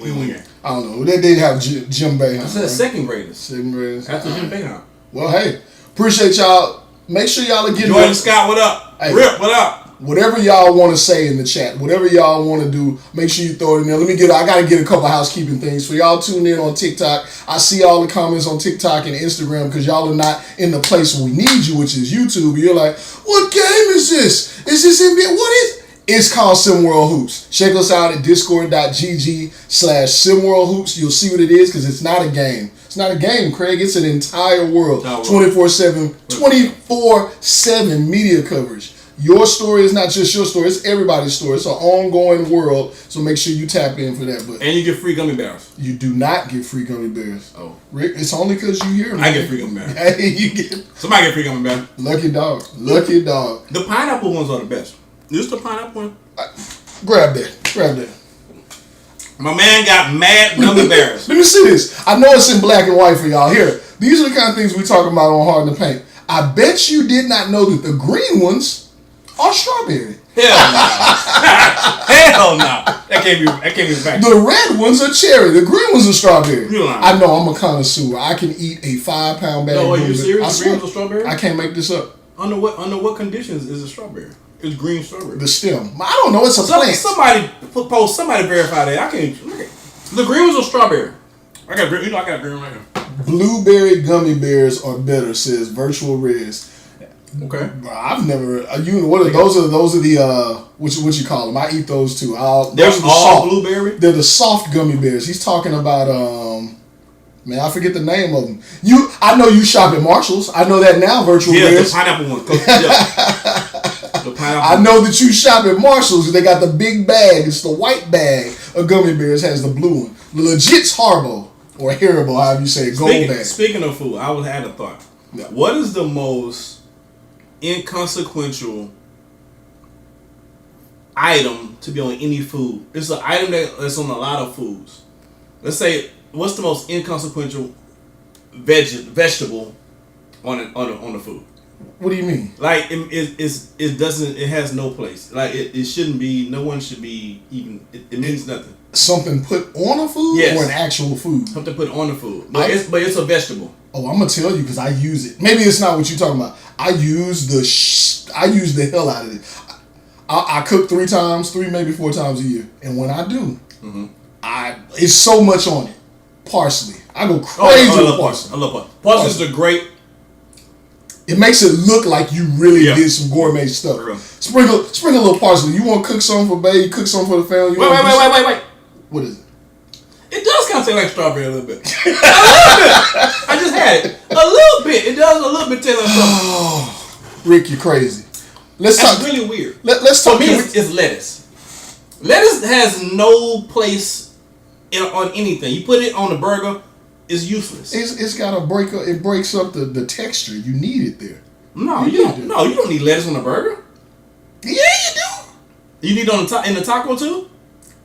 No. If you don't need it on the taco, you don't need it on the burger. You know what lettuce is for? Lettuce is for people who won't feel like people that lie to themselves. Like if you need the lettuce, right? Oh, lettuce like is what a I'm lie. saying. Like I like the lettuce, but when you say, "Do you need it?" No, it's like, "Oh, I'm a little healthier. I had some veggies." Then no, you ate an all meat taco, you ate a double meat patty burger, and you threw some lettuce on it. And there's no protein in lettuce. Yeah, it serves fair enough. No purpose. Fair enough. You're not making a salad, and if you use and even that they use an iceberg lettuce. That has zero purpose. Fair enough. All right, we move on. Let's talk a little hoops. Can we talk a little hoops? Virginia goes down to North Carolina, 63-71. Can I talk about that for a second? Yeah, do it. Let's do it. That's what we're here for. I like North Carolina a lot. They're inconsistent because they're too young. But on any given night, North Carolina can put booster ass to any team. On any given night. On any given night. On any given night. They got nights where they look like a top 10 team. Okay. And they got nights where they look like cellar dwellers because they're that young, they're that volatile. But you catch North Carolina on the right night, it's a wrap. They have 5 potential lottery players on their team. And so look, y'all been talking about that a lot in the media, and I appreciate you brought it up because you look at this stat line, like this box score from this game. Kasim Porter is a baller. 100%. But you think people see that when they see 4 points, 7 assists, 4 steals? They don't see 25 points. They're like, ain't nothing happening there. Right. That's a game, bro. That's a game, and that's what he does. He's just a freshman in the ACC, starting in the ACC. Absolutely. Kamarian Bracken comes in and gets just buckets. What's he like, 5'2"? I don't know. He just comes in and gets buckets. Julian Marks leading the way, and they survived 28 from my guy. You know I love some ball game. Johnny Ball Game. They survived. Yeah. But I like ball. I like balling. I'm not as high on him as some. I've seen the little recent around the table. Big Bob had Baldwin like top 5. That's because he came from the originators in SimWorld Prep. You know how he feels about the originators. They had Baldwin going to the. I think he had Baldwin projected going to the Rockets or something like that. I like Baldwin, but Baldwin needs to be in the right situation to be a phenomenal player. You want to know the situation? Pick and roll. High pick and roll. High pick and roll. Amari Stoudemire. Not a low pick and roll. Yeah. Not a back and Amari Stoudemire, Phoenix Sun type situation is the best situation for Johnny Baldwin. You get him that situation, he's 20 points, 8 rebounds a game easy. Hey, but give him that. Give him that. He may get something from. You see that in the background. Progress is the measuring stick. Amari Stoudemire, you know we used to joke about Amari Stoudemire didn't just have one move. Right. He had one hand. It was a right hand, one hand tomahawk jam. They didn't call it a dunk. They didn't call it it was a one hand tomahawk jam, but he developed a mean jumper. You put him out there 16, 18 feet, it was butter for And with like all big men who get washed up and can no longer have any athleticism, they go to New York. They go to the Knicks. All right, once you become the shell of yourself as a big, you go to the Knicks. Yeah, like Karl Anthony Towns. Y'all seeing the last good season from Karl Anthony Towns before he decides that he wants to do Pantene commercials or something. Wow. I don't know. Big boy tricycles. Speaking of SWBA. Okay, let's change. We're talking about whatever. Let's see if they got here. Look, if y'all got something, let me see what they got. What it say? Yeah. Do we have a little space for what states produce the best hoopers? You know what? I think so, because here's what we're going to do. Can we do a little... meet us at the rim. Meet us at the rim. You throw that there. We'll go back and forth. Y'all put it in the chat. We'll throw a state out there. Y'all can put y'all's feelings in the chat, and we'll throw them out there. Rick, I'll throw the first question out there. Okay. Or the first statement. You can crash the glass, or you get back. Right. If we crash the glass, that means we agree. Okay. If we get back, we disagree. Okay. Best state for hoopers. We're here. Y'all looking live in the studio. We're here. We're gonna go with Big Tejas. Tejas, baby. We're gonna go Big Tejas. We crashing the glass. Anybody crashing the glass there? Anybody crashing? You know Dree's coming with the. Oh my God! You already know what Dree's coming. Oh Father God, we got some in there. All right, Rick. Maryland. Maryland got some ballers though. I'm not gonna front. Crashing the glass? Maryland got some ballers. Yeah. Okay. All right. We see Coach Dre Pope in there. He gonna say Cali. I'll take that. Let me take that one. I don't have a ball in here. I'm getting back on D. I'm the first one back on D. Here's why I say that, Pope. Because you know what? Oh, it's gonna be pretty. Oh, it's gonna be so pretty on offense. But when you need ain't a lick of defense. Hey, shout out Ali Cortez. He's a prime contestant. If you watch Prep, that dude will get you a bucket. He'll get you a lot of buckets. He's gonna give us some buckets. He's gonna give us some buckets. Right. I haven't seen this state yet, but they low key got mad ballers. Who we got? Washington, Seattle. I'm talking about. Did someone say Seattle? Oh no. Okay, so Washington, you're right about this. Jeez, ballers out there in Washington, low key. They got some ballers in Washington. I see Florida. They got the young kid. Is Daniel Irvin, he from Washington or Oregon? Yeah. I lumped them together. Washington, Oregon, same thing. I think he Washington. I think the kid's all right. Florida? That's more like football for me. You getting back? Get back on D. I'm getting back on D. I tell you, that's what they good at too. They get back on D or they run towards the rim. Give them a jumper. They from Florida. Let them shoot. Let them shoot. There's some kids out in Prep though that can shoot. You got Darius McBride. Yeah, McBride. And what's the Koya Monroe? Don't let him shoot. That's his name. KD from Maryland, I thought. DC. KD is from Maryland. Yeah, he's not from Seattle, Washington. Somebody, there was scholars saying he's from Washington. He's from Maryland. Jamal Crawford is the creme de la creme for Washington. If you want to talk about that.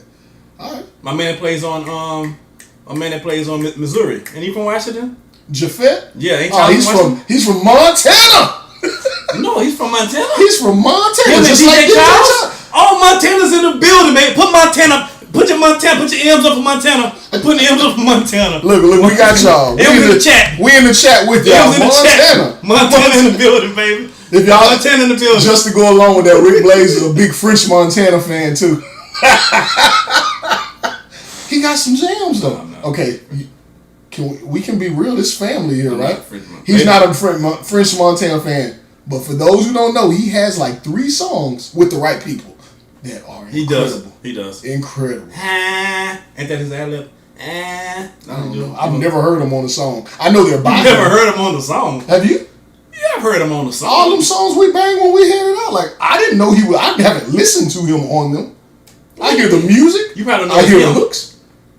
I'm not listening. I'm hearing the hook. I guess it is, huh? Somebody in the chat, Cam. Damn, Cam knew what it was. We know who the Montana fans are. Hey, Damn, Cam's a Montana fan. You got a shiny belt? Do you have a shiny belt? Speaking Cam? of shiny belt, can I tell a story? Oh shit. We are live on SimWorld TV right now, not ESPN. Listen. I've known this young man for hold a long time. This is story time with Yells. This is story time with Rick Blaze, apparently. Oh, yikes. Hey, I promise he's going to be in this story, though. I guarantee it. You might not like it. He's going to be in it. So, look. We're in New Orleans. Oh. We're leaving New Orleans. We're on our way to... We pull up at the gas station. You know what I'm going with this story? Maybe. Don't worry about it. All right, let's see. You can't cut the lid. It's live. You can't cut it. I We're on our way. Let me find the mute button quick. We pull up to the gas station. Now, we've been driving for a minute, and so we need gas. So we're hungry and the whole bit. So it's myself, Yells, and one of our other homies. This is Nick with me. Nick with us. So we pull up into the gas station. And me and Yells pull up. We go inside. I use the restroom. He got to use the restroom the whole night. Other partner stay and just pumps the gas, right? So we go in, and then I'm in the urinal, he's at the urinal, whatever. And then I finish, and I go wash my hands, and he's still at the urinal, and I hear him say, "Shit!" I'm like, why is he yelling that? Where we are? We're in the urinal. Why is he yelling? He's not in a stall, so he's like in a urinal. Why is he yelling that explicit? It's just us in the restroom. I'm trying to figure out what's going on. We're like a pit stop restroom. And so I don't think that, again, every time a man yells explicit in the restroom, that's his business. So I leave. I look back, he look up fine to me, I leave, right? So I leave, I go back to the, no, I take that back, I don't leave. I say, man, what you talking, man, what's going on? Because he's like really, and now he's like disturbed. He yells explicit, he's like staring at the urinal, and he's disturbed. And I'm like, bro, what's going on? He was like, man, I dropped my belt buckle. I'm like, all right, pick your belt buckle up. He was like, no, I dropped it in the urinal. I'm like, oh, well, she is gone. That belt buckle gone, bro. We got it wrong. He's like, nah, I paid too much money for the belt buckle. I'm like, wait a minute, hold on.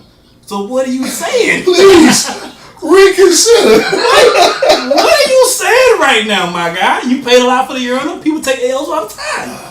My man was not taking this L. He said, I gotta get it. I did. What? I did. I got to get it. I said, I'm gonna be in the car. I don't even want to see. Next time you saw me, I had my belt buckle on. No, I tell you that much. I The don't belt even want buckle. to see Oh. how you get in this house. I go in the car. He comes out to the car about 10 minutes later. He has in his hand the belt buckle, but it's wrapped in like the whole tissue roll. It's like it's wrapped. Like it's taking a whole shape or form. It's wrapped that many times around. It's highly. This is all facts. He gets in the car and he's in the passenger side, and the driver, which is our homeboy, is like, "Oh man, you got a sandwich?" I forgot. I want a sandwich. Oh. You didn't tell me you got it. That's how it looks like a hoagie at this point in time. It's wrapped in tissue, but he's clutching it close, and he's like, "Oh man, you didn't tell me I want a sandwich. Let me get some of that sandwich." And he's like, "No." You're trying to avoid it. He's like, "Man, let me get some of that." No, man. Trying not to tell. I'm in the back, just dying, bro. I'm losing everything. And he's like, "Man, what's going on? Man, let me see this." I was like, "Bro, this ain't." He's like, "No, this ain't no sandwich." Like, what? He said, "Man, I can't eat with." Man, it's my belt buckle. I said, "Man, that boy got his belt belt buckle out the toilet at the urinal, man. Come on, man. So, man, shout out to Yells, man. He go the extra mile. I'm committed. Buckle, man. I'm committed. We'll say that. He was way more committed than I was. I will have you know I touched a lot of women's face in New Orleans. If y'all happen to be there that year, I hope you. I touched a lot of faces with. Yeah, it was what it was. That boy had his belt buckle wrapped up like a hoagie. At least it wasn't a shitty situation. It wasn't.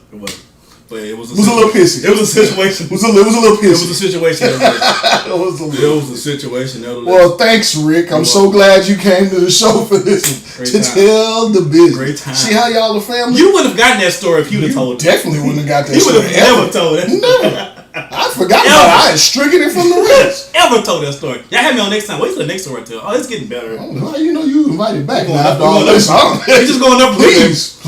If y'all want to see me on next time, put it in the chat. Let me get a thumbs up in the chat. Thumbs up in the chat. Thumbs up in the chat, baby. My God. If you don't want to see me again, just thumbs down in the chat. And I know I'm going to cross you out on my wish list. But thumbs up in the chat. You want to see the kid again.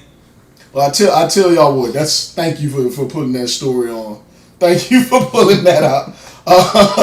Guys, this is what we giving y'all family. So go ahead and invite some people in because it's just a big cookout. Cam you got piss hands. I do. That was a long time ago. They're not that way anymore. They were absolutely. That's what I'm telling you. I touched a lot of faces. A lot of people on Bourbon go, "Oh, sweetheart, you're so," and I do. Yeah, touched them right on up. It is what it is.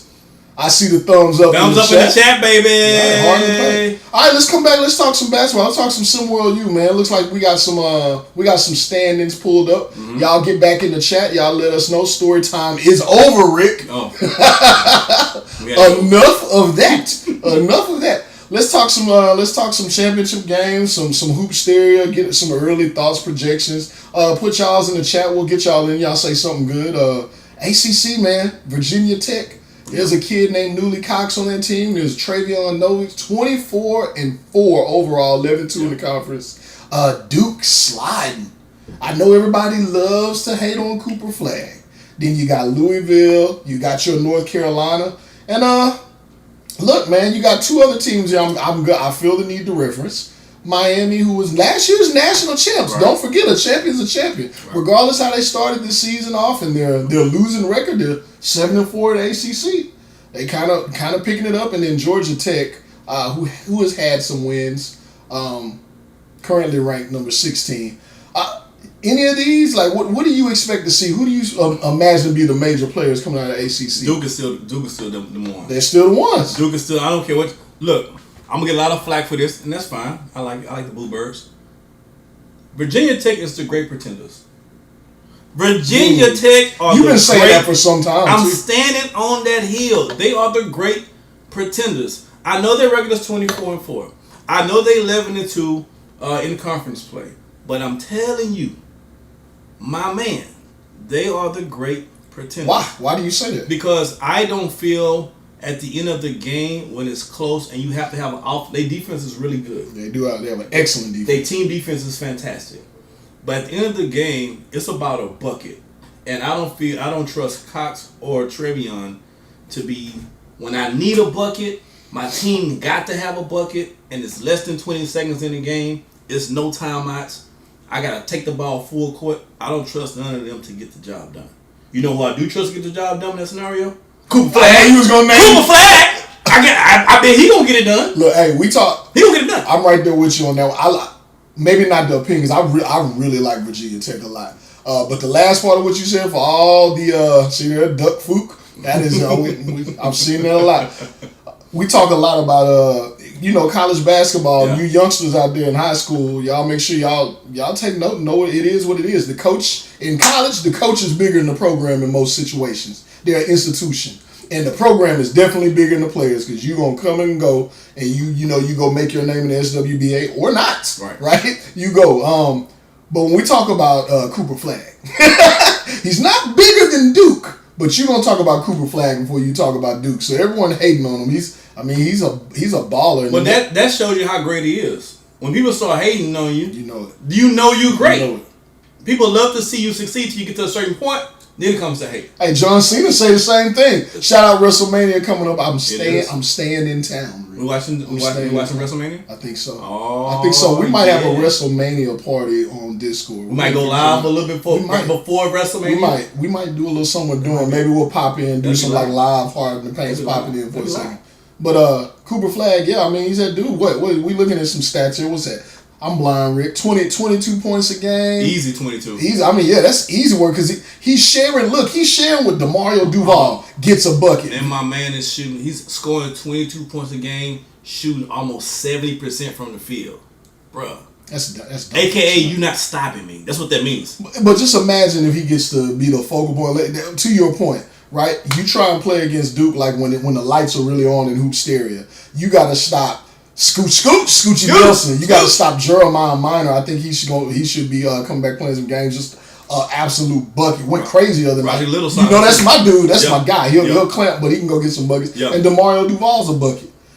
But let's say you stop those 4. You got a guy that didn't even need those 4 in the first place to really make an impact on the game. So that's tough. Yeah, and let's not forget Ilgauskas, who's a defensive stud. Defensive first, but he can get a bucket. Yeah, he can get a bucket. But and those other guys are secondary only because Cooper Flag is the main guy. If Cooper Flag was on that team, you would really see those other guys really shine. That's when you have a team that's deep like a Duke. When those guys who are playing the other position, who's averaging 9 points a game, is only because they're playing with such great talent, right? I take it back in the day. I'm not saying he's Michael Jordan, but the great Michael Jordan, North Carolina, never averaged 20 points a game ever. Why? The team was too deep. He never, ever averaged 20 points a game. The team was too deep. It was too talented. It didn't even run through. It ran through James Worthy. It ran through other guys. He was like the freshman who just kind of came on late and made the big shot, right? But that was it. So when you think about it in that perspective, I'm not saying none of these guys are Michael Jordan, but I'm just saying that's how talented Duke is. That a lot of these guys would be averaging similar to Cooper Flag if Cooper Flag wasn't on the squad. That's all I'm saying. Fair enough. Well, what conference we going next? I see Biff Markham says Reggie Jackson once said they don't boo nobody. So we talking about the baseball player Reggie Jackson? It can't be the basketball player. Who the hell is Reggie Jackson? It has to be the baseball player. I've never heard of Reggie Jackson. No, I know you lying. I know the baseball player. We talking basketball? He was giving a number. He's giving an example. Okay. They don't boo nobody. Okay. Like the great Reggie Jackson with the bat said that, right? Yes. Because I heard there was some dude that played basketball, but I don't know. Oh no. I never heard of guy basketball. Let's talk American Conference. Maybe we go in alphabetical order. Looks like y'all don't want to be part of this conversation. We're trying to give y'all a spotlight. Y'all trying to figure out how to check in. Look, it's exclamation mark, your first and your last name. That's how you check in. If you're not a VU in our world, you ain't got to check in. Just be a fan. Bam. And be really active. Check us out. Talk to you ain't got to check us in, check us out. Yeah, for sure. Let's talk American Conference, though. We got Memphis leading the way in the conference. They got big LDO. You know how LDO gets down. 22-9, ranked number 8 for now. Your boy, you try and dog him out, Rick. I'm about to give you the blue. You try. You talk about this dude. Call him a diva. Yeah. That's terrible. Stop me when I'm lying. That's terrible. Everybody knows it. He leading the way. He went crazy the other day. He's been balling. He's leading Jackson State is a viable option to win the American Conference. I'm saying it. I didn't say he couldn't hoop, but he is a diva. Two things can be true at the same time. You can be a baller and a diva. I'm going to disagree. I've seen Carl Anthony Towns, so I disagree.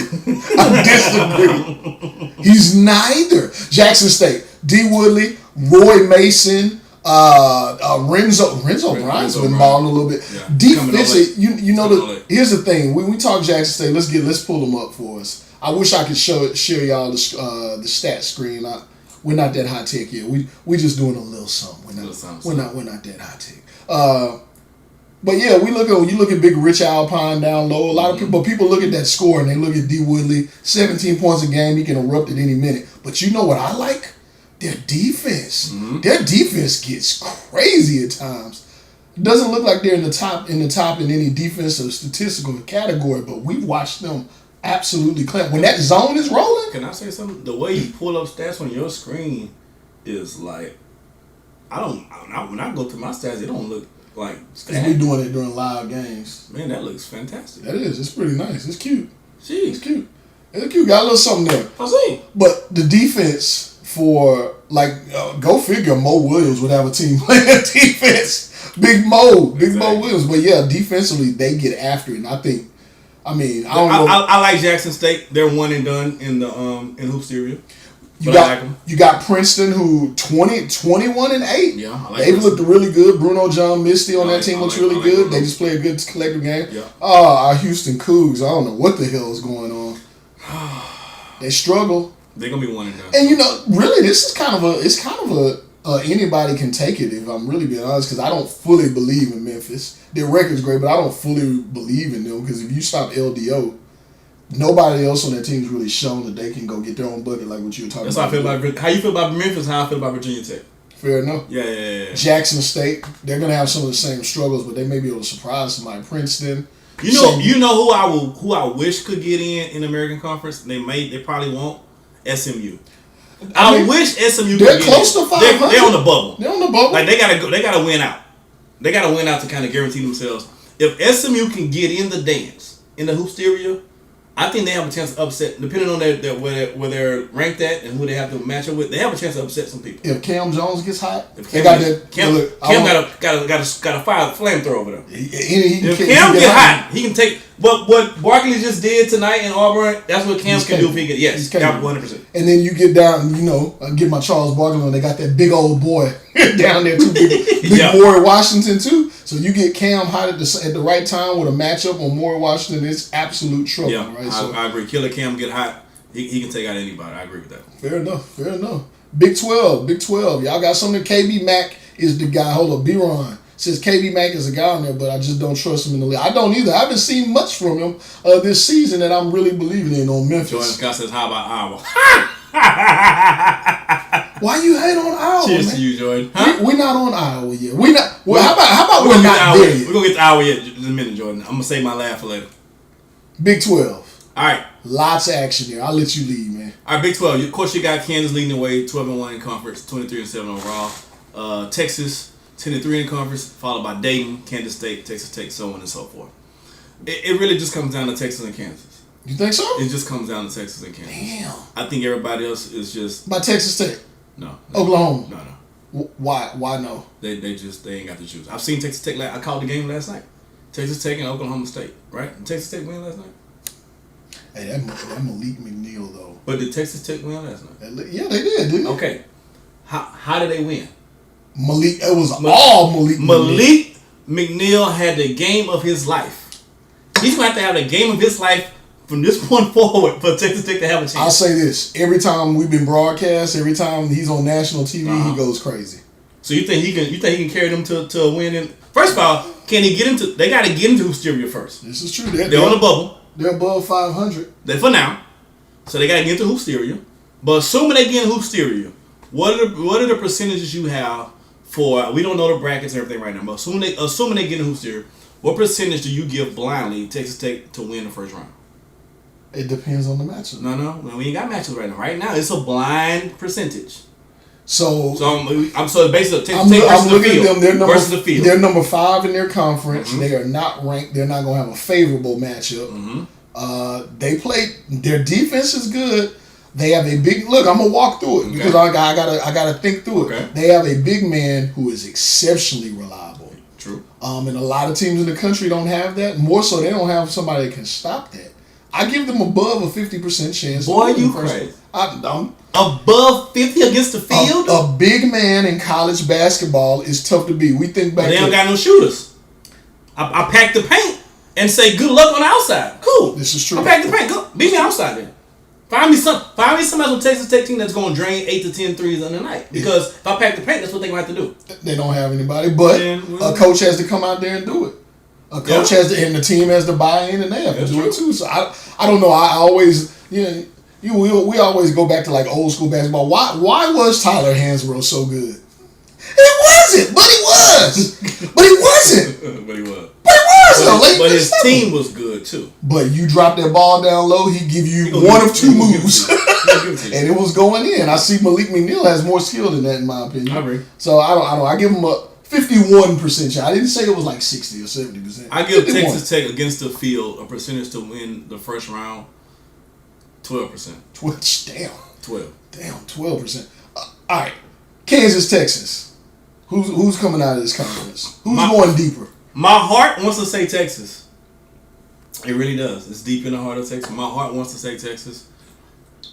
Kansas has been looking really good lately. And I cannot deny how good they've been looking. 11-game win streak. They've been looking like hot sauce lately. Texas lost to what, the Generals? Washington Generals last night? Come on, man. Speaking of Washington, they lost to Kansas State. I didn't even know Kansas was a state. I had no idea.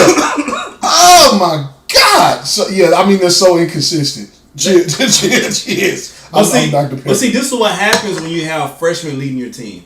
They got 2 freshmen leading their team. It's gonna be they need some time. If they stay, if they don't jump ship, but they still got a chance. But don't get it wrong. Texas still got a chance to make a lot of noise in the hoop stereo. They got a greater than.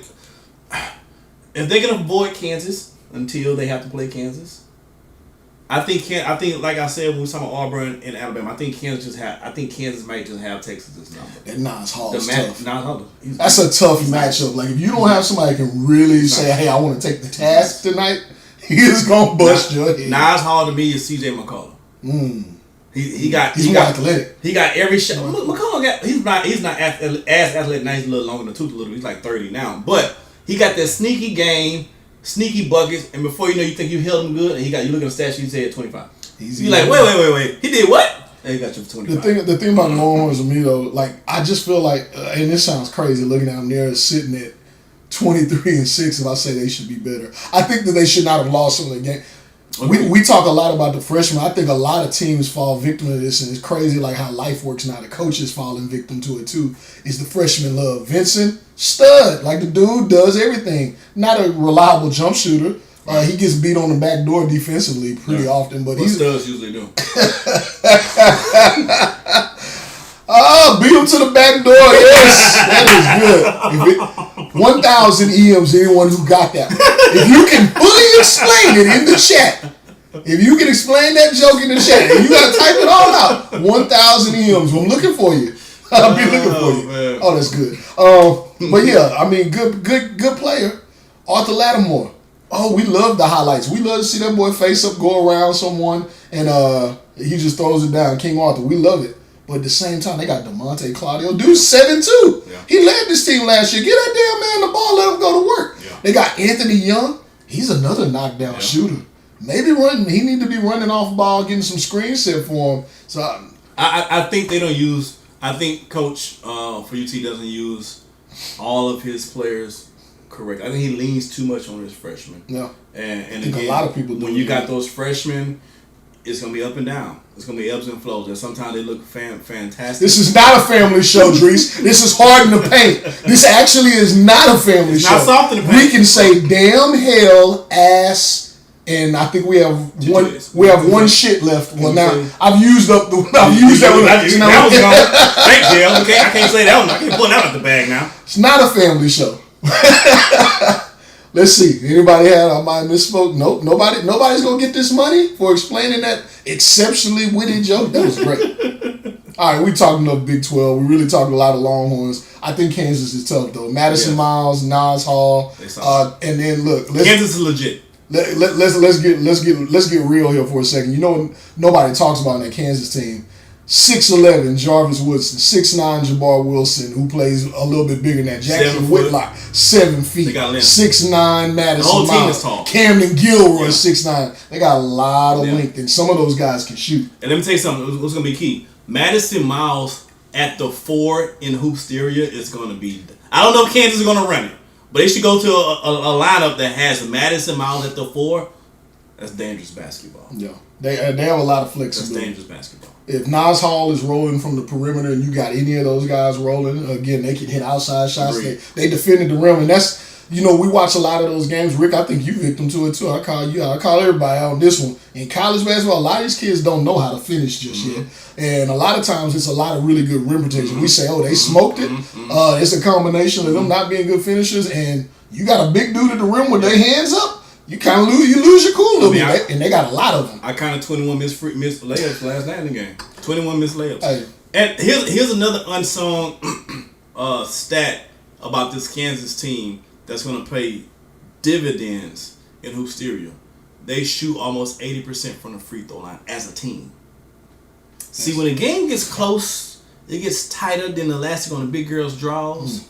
You can see somebody that can get on that thing and knock it down with ease. As a team, 80%. Their best player, Nas Howell, 80, almost 90%. So he's automatic from the line. That's huge in the college game, especially when the game gets close. You get in 1-on-1 situations where you got to make the first free throw to even have the opportunity to get the second one, right? Mm-hmm. Free throws become a big deal. I think that's like an overlooked stat, but it becomes a huge stat when you start talking about tournament time.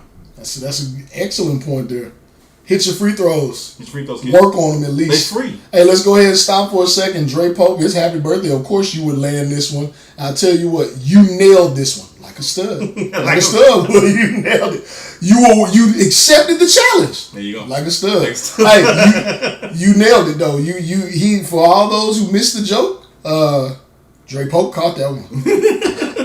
And he ran with it. J Pope, we got 1,000. We don't have no money, rain. We got to get this. We got to get the production. Who's running the production around this joint? Jesus. Yeah. Pour some sugar on me. Happy birthday, Coach Pope. Happy birthday. Here's to you, brother. I'll be celebrating all weekend myself. So here's to you. Big East Conference. All right. We got Nova. We got Georgetown. Mm-hmm. Some people want to talk about Butler. I don't think there's anything else to talk about. I guess we could talk some St. John's. They do have Shea King. They do have let's see. Really, that's what I look at when I look at them. But Villanova, Georgetown, Butler. I know how you feel. I don't even know why I'm asking this. I know how you feel, but go ahead, man. Hey, I like Villanova for one reason only. You know why. Okay. They got a guy on that team. What's his name? He's pretty freaking good. What's he go by? Well, you could probably call him the Black Mamba. Or not, maybe not. No, not the Black Mamba. I meant to say something else. I'm gonna say that for an article later. Okay. But I'm talking about Justin Cherry Bell. My man. Hold on, time out. I'm sorry to cut y'all again. Please don't lose it. DeVar Scholar, there is another game. Right now we going hard in the paint. Go hard in the paint with us, bro. We're gonna foul your ass. You gonna get Andrew Bynum fouled. Andrew Bynum versus JJ Barea after giving up 6 straight layups fouled. We going hard in the paint. We got extended show. Next game is coming on at 9. Y'all want to tap out? Tap out. Bynum should be probably the front cover of this hard in the paint. So I like that foul. The clothesline. When he took it straight off, I think he was like, "I'm out. Enough is enough." Y'all ain't gonna stop him. Cool. I got it. All right. Immediately took it straight off with you like Villanova. I'm sorry. So no, you good, DeVar. We cool. We just teasing, bro. Justin Bell is the truth. That's not all they have. So of course I'm hyping up Justin Bell, right? Because I've been calling Justin Bell what he is. And we talk about length. They got 2 big dudes up front. Yeah. And they got another scorer outside of Justin Bell. Can we go to some beautiful stats, please? I love how your stats just come up. It's just done really nice. I'm a little jelly. It's kind of cool. Let's see. But they got for you, Aaron Lovejoy can get back to the basket. He's a little frail. You got that dog Williams. Oh man, you put him. He from Jersey, so you already know what it is. Dirty. He get dirty. Shout out Drayton. I'm telling you, Jersey ain't nothing but a bigger Staten Island. Put them together and take them out. If he could play with Tim's on, he would. If they would let him play with Tim's on, they wouldn't fit around his skinny ankles though. That dude got to hit the. Well, he not tying them up anyway. People in New York don't tie them Tim's. They leave them all loosey flip. That's just. My East Coast people, tell me, am I lying? They leave them all flailed. They don't tie them things up. Why tie them up? Don't you know? It's that in case you got to jump out them things at any point in time because you got to run, right? So you got to keep them on. You got to keep them unlaced. All right, who's the other bucket getter? I know who it is. Let the world know. Oh, the other bucket getter, of course, is my man. Besides Lovejoy, I like Noah Jackson. Noah Jackson put it up. We seen him go crazy. Noah Jackson put it up. Yes, he does. No, Jackson. Where's he from? Well, look, he's from that Pacific Northwest. This is your typical championship Villanova team. I feel like this is a similar team when they had Scotty. What's the 3-guard lineup? I forgot. When they had the dude that played for the Knicks and stuff. Put it in the chat. Jalen Brunson. Yeah. Devin the big ragu. They had hard. This team is constructed how Villanova championship teams are constructed. So they are the real deal because this is Villanova style basketball through and through. I rock with it. Okay. Hey, Villanova. I'm a big Georgetown fan. You want to see somebody play some defense? They got a little dude, Nick Donato, knocking down. I'm a big fan of somebody under 5'10". Shout out B-Ron. Knocking down the three. Yeah, I told on you. Oh, and by the way, you guys look at the video. He's not this much taller than me. His seat is. I am a giant. Tell the truth. His seat. Tell the is truth. higher than mine. It's not. No, it's not. I am very, very tall. Listen to me. I've been on this for a little minute. This is true. Right. But his seat is higher than mine. This is fact. It's a fact. I don't know. Somehow it is subconsciously done. I have a picture with my cousin. You know my cousin, Jabbar. He actually plays for Kansas, by the way. Yeah. You know my cousin Jabbar. He's much bigger than me. Whatever it is about the photos, every time we take one, I'm just towering. Really? I don't know. I must miss the way. I don't know what it is. It's subconscious. Put yourself in a position. I don't know, man. That's what's up. Yeah. But now Villanova's the truth. Okay. Villanova. Georgetown, not so much. Yeah. I mean, I think this is gonna be. It's not really hot. Georgetown is 21-8. So I don't want to completely take things away from these teams who have great winning records. Mm-hmm. But when I'm talking about now's the regular season still coming to an end. It's Hoopsteria time. Let's talk Big Ten. Okay. Let's talk Big Ten. Illinois, Wisconsin, Purdue, Minnesota, Michigan State. Everybody right there. Maryland, CKC, Indiana just had that was an ugly win they had just the other day. I hate to be ugly, so I'll defer to you. And then Iowa, of course, 16-10. I was gonna make an ugly joke until I realized how many truly tough teams there are here. I know you want to talk Iowa. The joke I was gonna make was, who cares? That's the joke I was gonna make. The Big Ten should be renamed as Mid 10. Oh damn! Just a bunch of Mid 10. That's crazy. Just a bunch of That's Mid 10. too much, Rick. That's too much, man. You know who I like the most out of the Big Ten? Minnesota. Minnesota, you like DIY? I like DIY. Sometimes I like you the gotta do it defense. yourself. I like a bona fide bucket getter when it comes clutch time and tournament time. Because again, everything gets tightened up. The defense changes, the coaching changes, the players change. Some people do good under pressure, some people fold under pressure. I like DIY. G's just as good as anybody in a one-on-one situation. He has a Kawhi Leonard type game for me. I know everybody likes Iowa. Everyone loves Lemarian Sherwood. I know how you stand on him. You call him the second or third best center. I think that's blasphemous. They cooked. No, I think he's the best. He's the best college big. Yeah. But we talked about it. Once you get past college big. No. Tyler Hansbrough. We talking about that kind of thing. Yeah, he's Christian Laettner kind of thing. Yeah. He's the best college. He should win College Player of the Year in my opinion. He's played that. He means that much. Cooper Flag. Now, he gonna come get you. You're right. I'm sorry. Cooper Flag is here, so I don't even put him in the conversations because it's already understood. To be clear, y'all can't see Rick's hand. That's how high it is. That's how high it is. That's on purpose. That's an accident. I'm going Maryland, Rick. I see some other people going there. I'm going Maryland. I know. DC Maryland in the house. I'm going Maryland. Is CKC. It's cute. CKC. It's exciting. Maryland plays exciting. CKC plays exciting basketball. It's just not winning basketball. Okay. It's exciting though. It's going to be a good game. He's going to put on the show. They're ranked number 22, 16. He's going to put on the show. They're just not going to win. We'll get some shout outs in. I see Big Rico showed up in the building. Let me get out there. Shout out Rico. Suave. Rico, what up? Rico in the building. MG. Jordan Scott. That's Rico. We see Jordan Scott them popped in. Shout out you guys. Staying live with us. We're going to run for a little bit longer here before we get prepped for this next broadcast. Mountain West. UNLV, baby. Run the Rebels! UNLV. Run the Rebels! All day. I think we're going to finally... day. We're going to finally start seeing Beauchamp. Yep. They got Sky Durant back and absolutely nasty Nat It's Hawkins. time. It is time. Can I make a prediction? UNLV. Their floor. Elite Eight?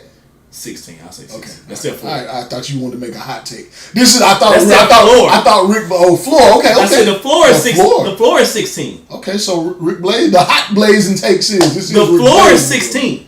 Okay. Yeah. That's the floor. All right, I don't believe in anybody else in the Mountain West, so I'm gonna go ahead. I like Caden Ship a lot. I don't like. They look soft. They look soft. Very often they look very soft, and I'm not a believer. No. Mountain West. Get out of here. Let's jump shit, move around real quick. The big SEC, we just saw Alabama just looking worse and worse. Somebody should have went and tried to figure out how to talk Aiden Weaver back into playing basketball again. Somebody should have went and gave him a hug. Coach on the horn winning right now, bro. Please, we need the shooting back. They could have used that tonight. Yeah. They could have used it the first loss to Auburn. I think Auburn is awesome right now.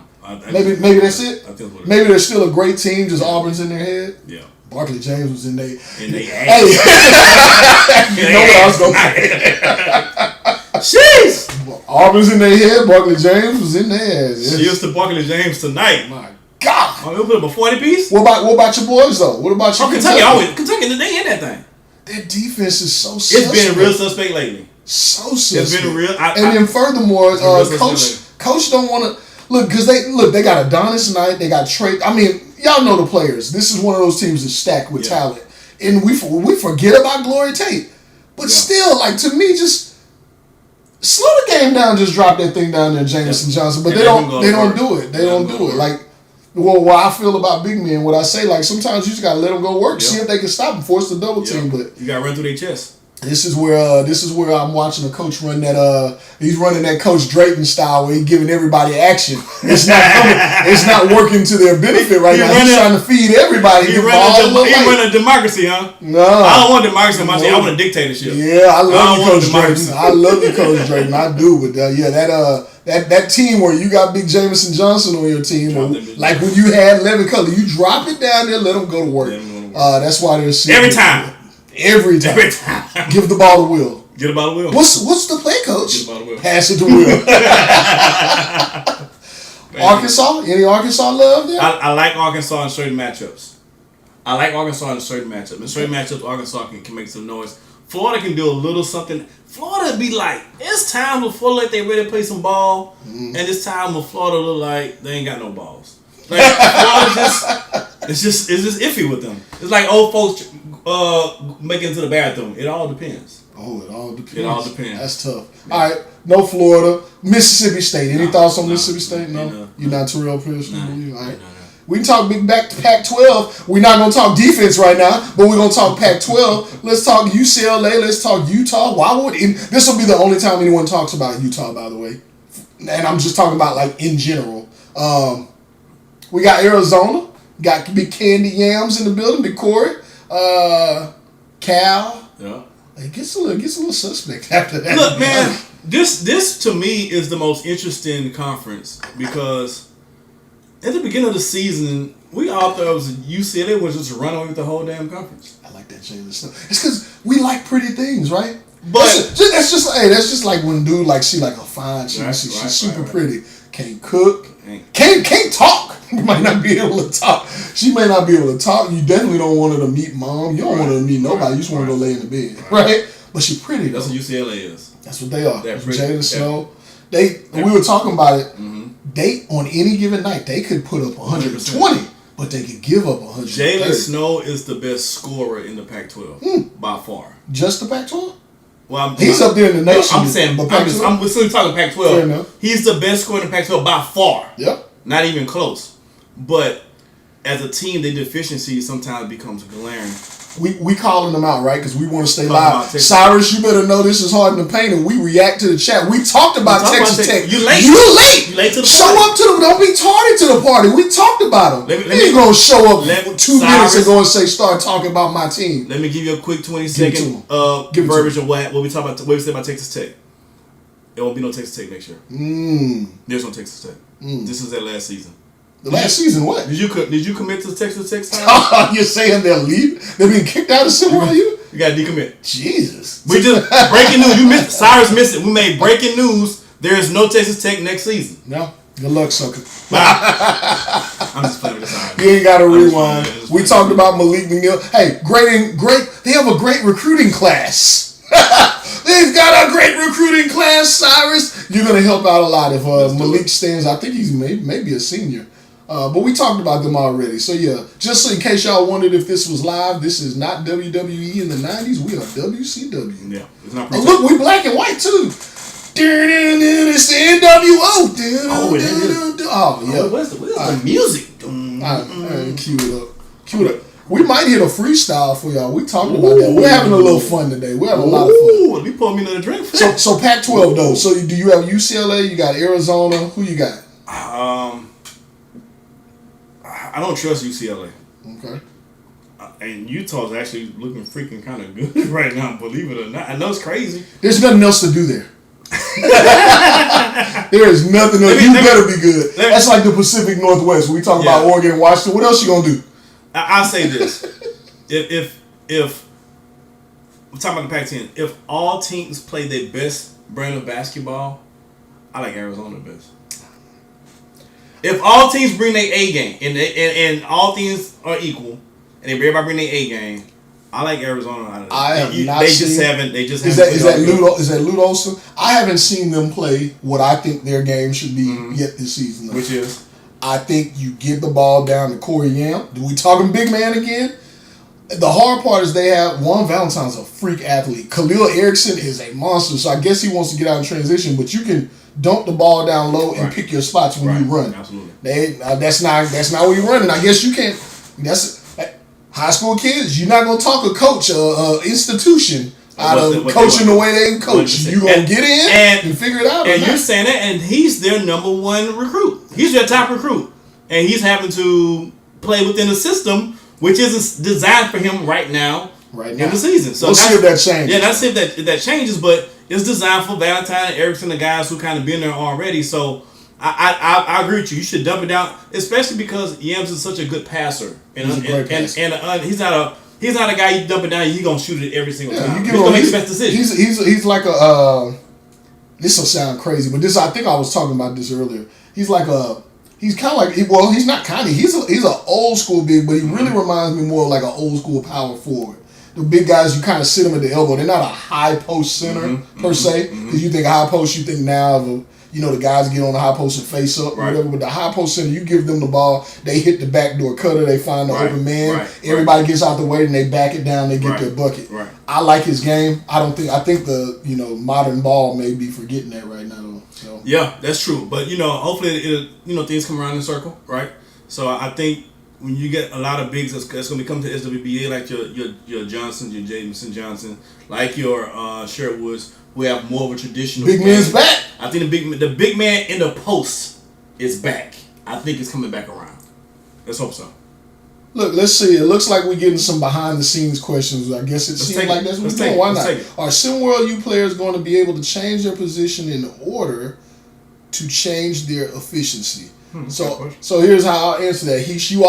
Coach Heath, you always ask questions where I get to answer them with a philosophy, and then y'all backdoor and be like, oh, the answer was no. So, right, given that SimWorld does not operate like a video game, right? It's not pick button, pick play, pick position. Everything has realism. So if the coach wants to play them at a position, then that's what happens. That's it. It's not a player. I've never seen. Did you ever hear about let's see here. Did Allen Iverson ever go to Coach Thompson and say, Coach, I'm playing shooting guard? No. Nope. Coach Thompson said, actually, he said, you're playing point guard. And he got to the league. He got to the league and they kind of made him a hybrid shooting point guard type of situation. When they got Eric Snow, then they made him a shooting guard. So, yeah. But keep it, let's do some more questions. For tally 35. I don't know what a 99 overall is. It's not something that You're talking about Madden, I think. You're talking Madden or NBA 2K. That is not in SimWorld. Don't know what that is. But to you, and I'll come back to you, Heesh. I see you still asking questions there, which is good stuff. But yeah, technically, the coach decides whatever it is that they're going to do. The players are not, they don't decide that. So and sometimes coaches make a good decision. Sometimes they make they don't make a good decision, right? I've watched a lot. Coaches get fired all the time, man. Coaches get fired all the time. All the time. I only asked that question because we were talking about Corey Yams. Yeah, Corey Yams. He's a prime example. Like I think he's a center. I do believe he's a center. If he played in the 90s, maybe he'd be a power forward. So I don't know. Maybe that's something he talks to coach about. I don't know. He talks to coach. Coach wants to play him at the 4. He's probably gonna get beat. He's gonna get beat. Question. What do you guys think about Creighton? I want to know where it is. I'm just joking. I'm just joking. I love their heart.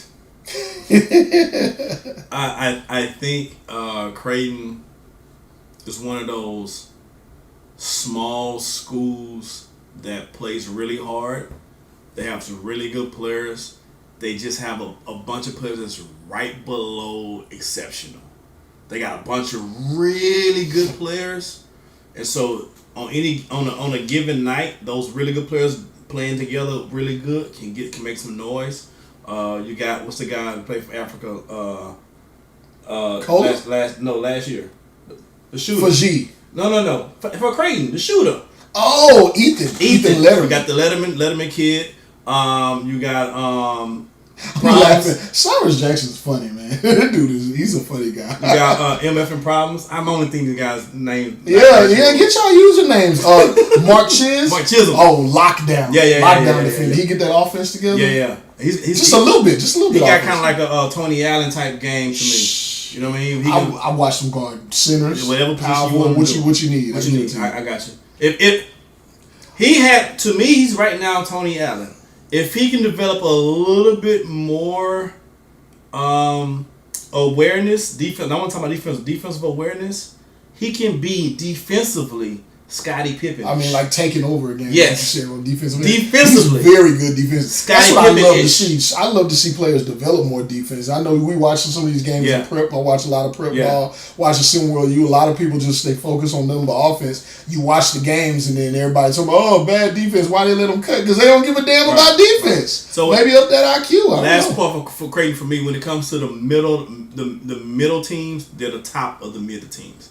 They're just not quite in that top run. They're another team. It's crazy how we end up talking about so many big guys. I would like to see that ball run through the high post, mid post, through Lucent Corbs, too. Hopefully that's how you say it. He's a really good passer too. Undersized, but he's a great IQ passer. He's not gonna get you a bucket for 245. He does not use his size enough, but he can pass it. So he reminds me of Oliver Miller without the jump shot. Young UNLV Oliver Miller. Before he became 400 pounds. Yeah, when he was just 300. Any more questions? Put them in the chat. Put them in the chat. I think we probably can rock about maybe 7 more minutes because we're going to hit a break here. Get him now. And then he runs that. Coach listen, whatever kind of question you want to ask. Whatever it is. For the next 7, go ahead and get it out. Rick, you want to meet at the rim, see if anybody got any questions, or you want to run another story time? You got any other stories? No, we can meet at the rim. Meet at the rim. Let's run it back. Y'all can put some stuff in the chat. Y'all already doing that. And we'll see. Matter of fact, maybe let's try a different thing. We're going to make some statements, and you meet us at the rim. You can crash the glass to agree, or you can get back on defense to disagree. Okay. You like that? Okay. Hey, you first. Make a statement. Here we go. Make a statement. This year's SWBA draft, Jamison Johnson will be the number 1 pick in the draft. We'll wait. Y'all can put it in the chat. Jamison Johnson will be the number 1 pick. Do you firmly believe that? Do you think SWBA scouts are gonna put him number 1?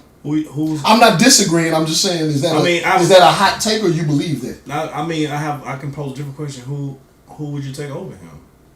Well, we can't crash the glass and get back on that. But do you think he's number 1? Yeah, he's a number. Let me say this. Kendall Joyner says get back. He may not get picked number 1 because I don't decide. Play by the rules, Biff Markham. You crash the glass or you get back. I don't decide what they do, what the coaches and teams do. DeVar Scott is blocking shots. I guess that's getting back on me. He's the number 1 prospect. Okay. Just like if you go to the SWFL right now, the number 1 prospect is probably, as far as talent and everything, is probably Travis Johnson. Is he going to get picked number 1? I mean, Travis Hunter. Is he going to get picked number 1? Probably not. They're going to go with a quarterback. But if we're talking about the number 1 talent coming out the SWBA, it's Jamison Johnson. I'll tell you what, I'm going to get back on that one. That doesn't mean that I wouldn't take him. I can very much so see, because I watch a lot of SWBA, and I'm going by what I see them do now. Based on the fact Anthony Davis, who I don't like him, got traded for Luka. I watch all these perimeter-oriented teams. I think I can see like a Jalen Snow going first. That's crazy. That's what teams take. They want somebody that can go get perimeter buckets. Chat, let's do this. If you would take Jalen Snow over James Jones, put a snowflake in the chat. You taking Jamison Johnson over Jalen Snow? Put a muscle in the chat. Let's not forget Jamison Johnson. Let's not forget I remember a time when you were covering prep games, and you had the same frustration that many of us had that Jamison Johnson was not assertive and aggressive enough. But that's not the problem this year. The problem is he's just not getting the ball. Okay. So I agree. A lot of people say he wasn't assertive all the time, but his unassertiveness is still like a double. But this season, it's not lack of assertion; it's lack of opportunity. When you build around a big, look, we gonna have to pace ourselves. When you build as a GM though, when you build around a big man, let's go back. Let's go backwards. I gotta make the story a little longer than I want to. When you build around a big man, they did that in the 90s, not just because the game was different in the 2000s, but because you had time to build the pieces around a big man. Because people honored their contracts. Contracts were longer. People weren't forcing themselves out of a contract they agreed with. That's a whole nother story. Like, Jesus Christ. You committed to something but say, hey, I need to be traded. I'm refusing to play. They could build. So you could put a big man in the middle, get the right shooters around, the right attackers. You can do all those other things. In today's age, where people they play for a team for one season before they don't have the same. They don't have the amount of time to build around that big man, so they just go. A lot of times they go get the guy who brings in ticket sales first, and then they try and build around it. And hopefully they can keep them there long enough. I'm just thinking like how a GM thinks. And for that reason, I can see CKC going first. I can see that too. If the Wizards have the number one pick, if I'm the Wizards GM, I know Jameson Johnson is who he is. If I'm the Wizards GM, I'm picking CKC first. Because I want to get my franchise guy back home and I want to sell tickets. I'm not going to win games. Here's the other thing that the Washington Wizards, because they are on the clock as number one, here's what they would do. Who is the biggest, tallest perimeter player? I don't necessarily want a dominant big jump man. Shooter. Yeah. I want the tallest jump shooter. I don't want a dominant big man.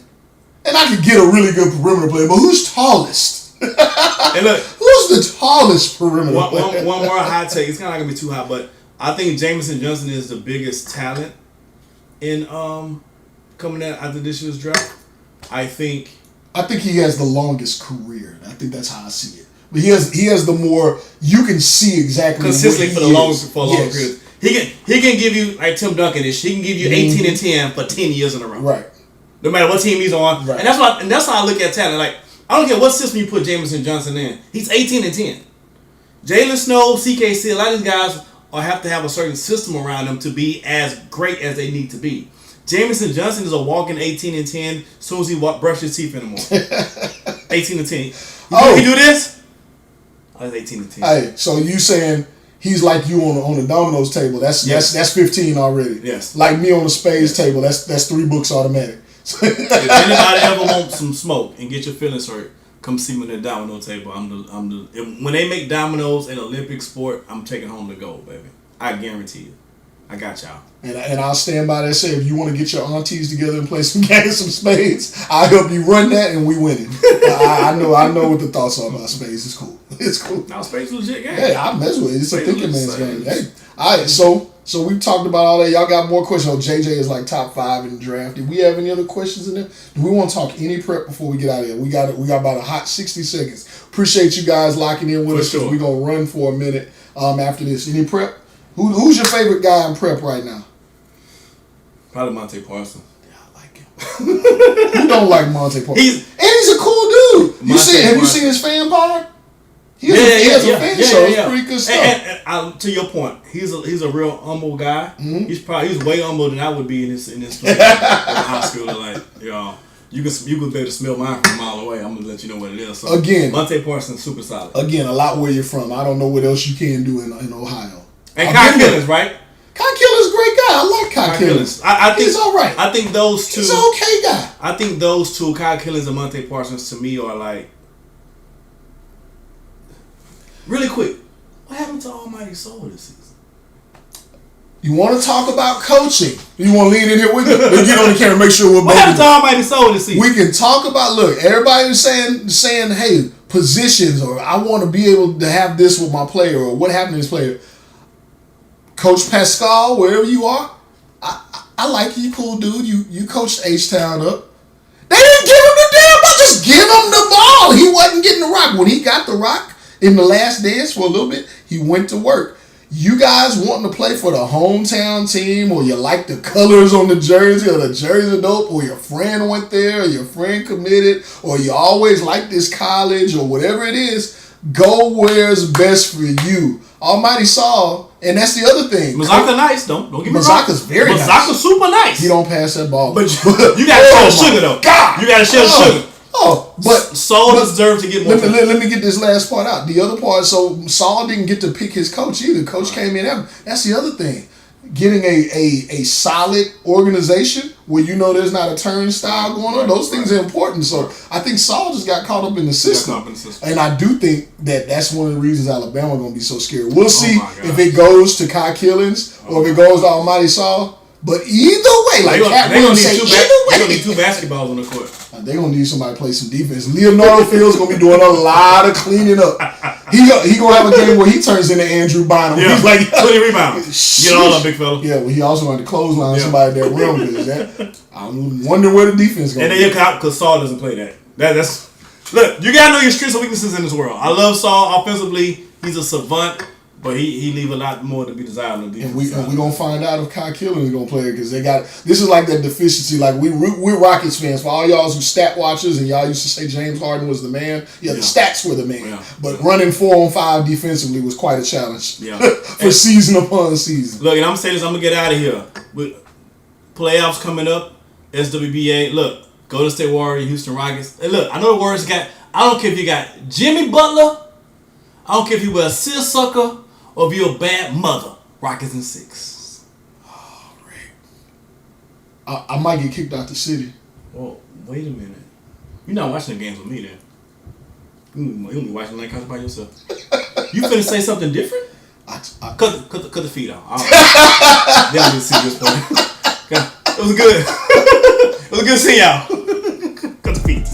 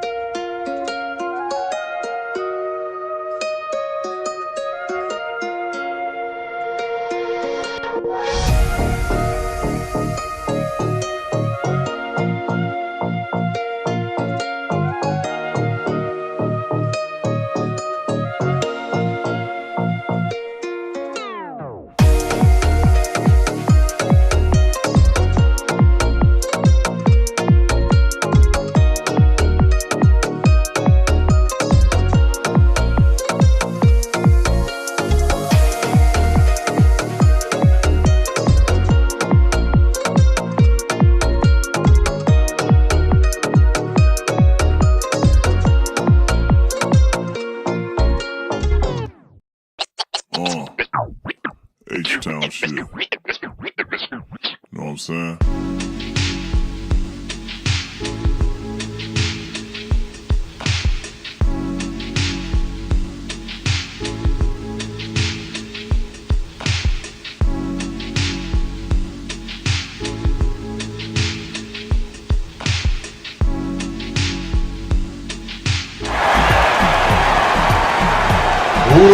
Ladies and gentlemen, it is a big time broadcast here on SimWorld TV.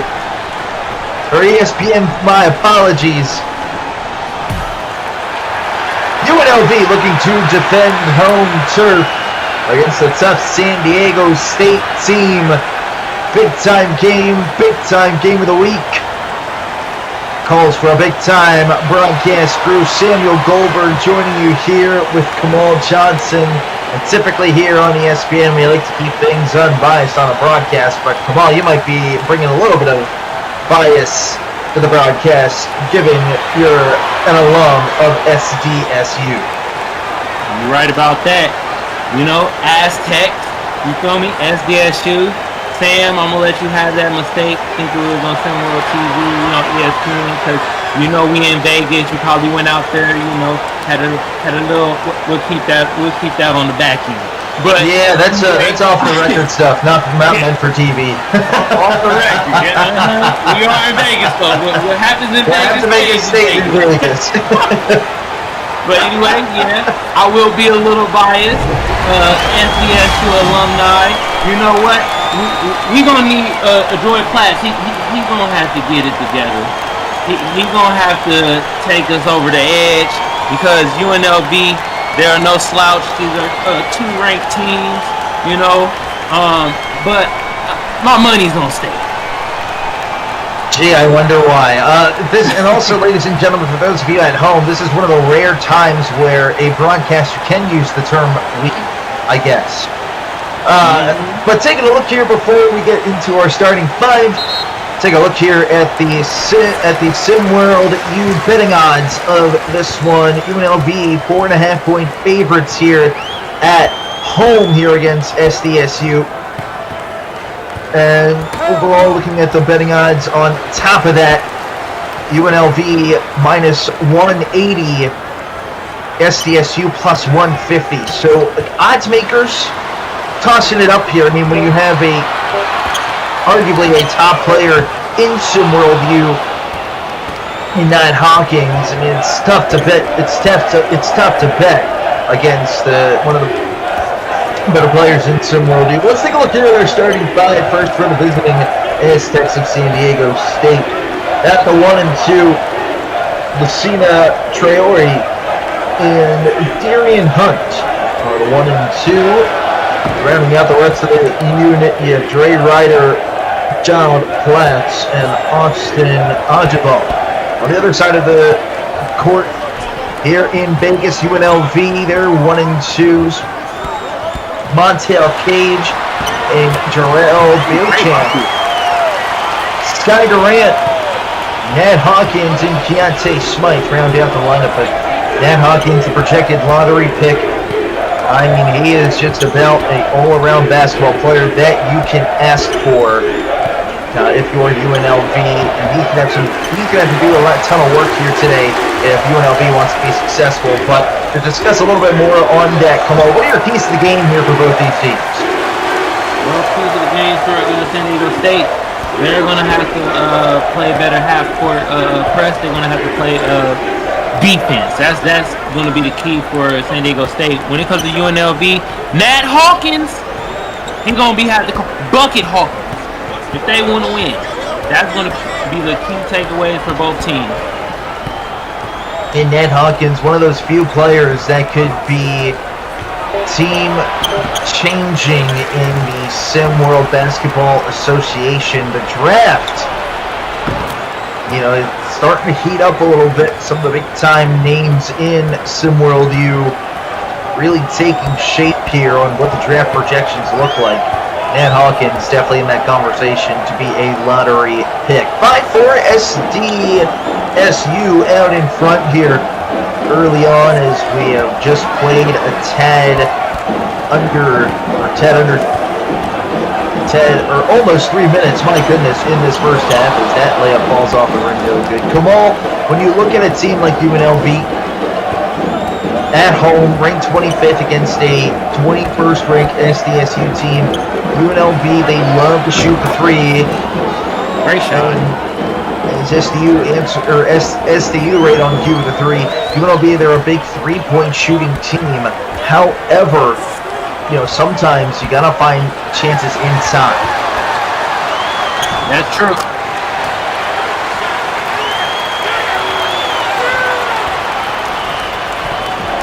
Nice bucket there from UNLV, 8-6. He's scores. Sky Durant back starting to slowly get back into the flow of the game, or of the game of basketball, and had an injury held him out midway through the season. The Aztecs got to work here in the paint. Great finish by John Black, the team captain. That was a great move right there by John Black, right there. 10-6, 4 minutes played here. ESPN Game of the Week. The Aztecs against the Running Rebels. Mountain West action. Oh! There's a drive and a slam! That was nasty right there. Goodness, Ned Hawkins. Ned Hawkins bringing that Vegas heat. I'm surprised you didn't say he aimed that one, Kamal. It's coming. I'm telling you that right now. You're going to hear a yam or two. Watch. There's a shot, rims in and out, but Sky Durant is called for the foul. Not liking the call. Dre Ryder will go to the line to shoot two. The freshman at Yuba City, California. Dre Ryder, his freshman year, has turned into a solid 3-and-D player for this Aztec team. But one part of his game that just hasn't clicked in is his free throw line shooting. Also, his athleticism. We ain't really got much of it. I probably can jump higher than him, and I'm at the tender young age of 37. God, you're old. First substitution, Jameer Garth Hubler. We'll check into the game. The senior, 6'9", out of Goldfield, Nevada. 2 for 2 from the line. Goes Ryder. It's 12-8 here. Aztecs out in front.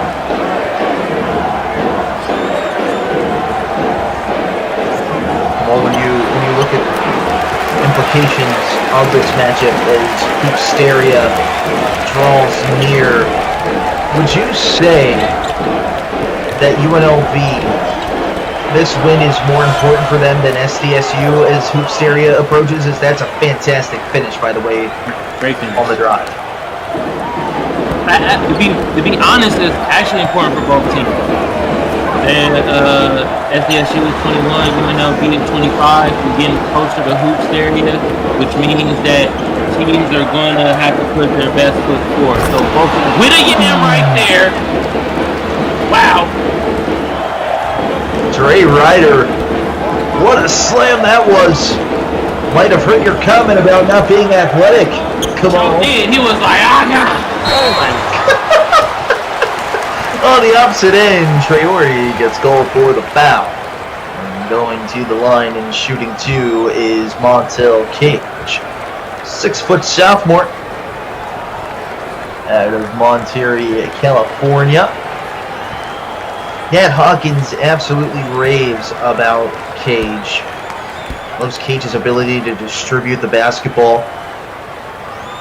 And also Hawkins just talks about, while Hawkins is arguably one of the leaders on this UNLV team, says Cage is right up there in terms of leadership. Loves to take accountability.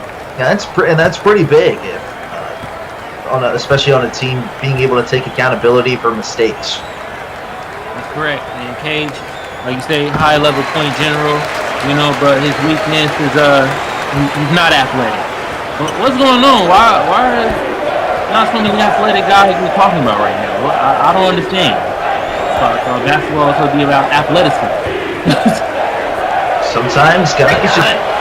That was a great cut, great finish. From here, Garth Hubler. SDSU have kept its crowd quiet to start this one. Kamal 18-11. We played 6 minutes. The crowd is very quiet right now. What I'm liking about SDSU right now is they're just playing within their offense. And they're playing pretty solid defenses, jumping straight up, keeping your hands up. I'm loving what I'm seeing here from SDSU. Absolutely. You know, you said it earlier, defense is going to win this game, and right now the Aztecs are playing a stronger defensive game right now than the Running Rebels, as that one is no good. Great defense there, but offensive rebound is put back up. That one is no good, but there is a foul, and Austin Ajaban, the sophomore from Linwood, California, standing at 6'7", 231, will go to the line to shoot 2. And that was a great offensive rebound. You know what they tell you when you shoot your shot? You need to follow your shot. And that's what Austin did. Went up very strong. That's one of his strengths, by the way. He's strong like a ox. You know what I mean? He showed his strength right there. And now, free throws is a different thing. Now, I can't get over strong like What is strong like You know when you in the gym and you hitting the bench press, you You know? Usually, I mean, I go to a Planet Fitness, like usually that's not allowed, or the lunch alarm will go off.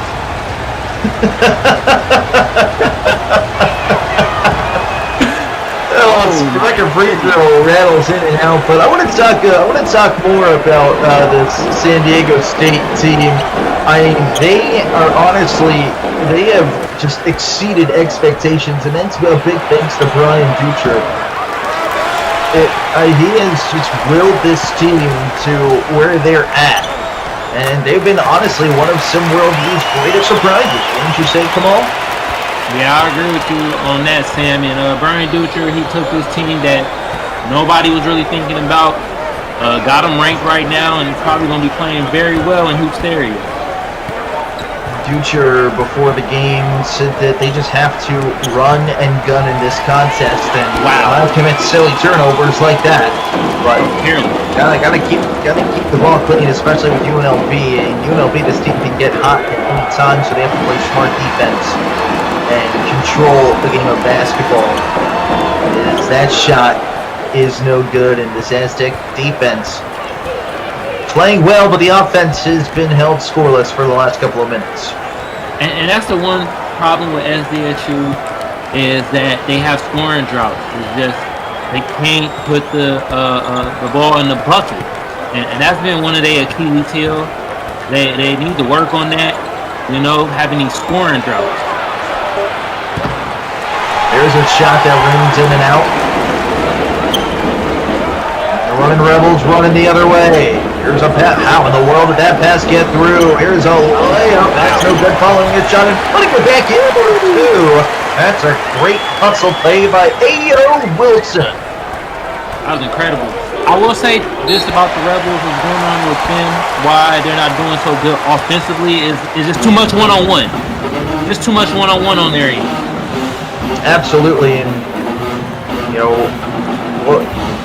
when it comes to being one-on-one, you know, you just got to win those matchups, and we'll see if our viewers can win one-on-one with the ads that we got coming up.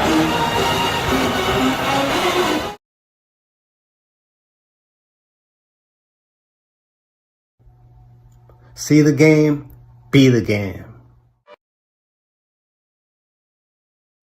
Welcome home. Mom, Dad, this is Cindy. Cindy, yes. So nice to meet both of you. It's nice to meet you finally. Travis has told us so much about you. All good things, I hope. Yes, of course. Good. Please, Thank welcome. you. Oh, Mom, no. Dad, this is Shannon. Oh, hi. Shannon? And this is Aaron. Hey, cutie. That is Jessica. Jenny, Sarah, Megan, Hi. Nicole, Elizabeth. Acts. Use in moderation.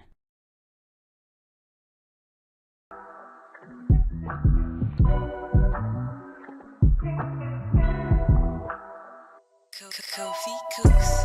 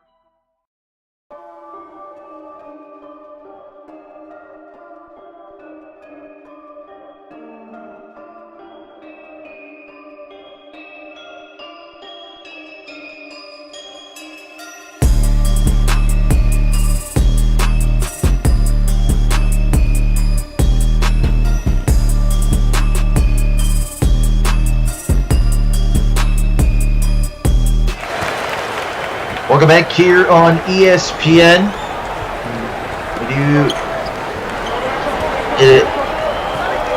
SDSU playing fantastic defense, but just not getting it done on the offensive end. And credit to Kevin Kruger and the UNLV squad is right on cue. There's a bucket for the Aztecs on the slam.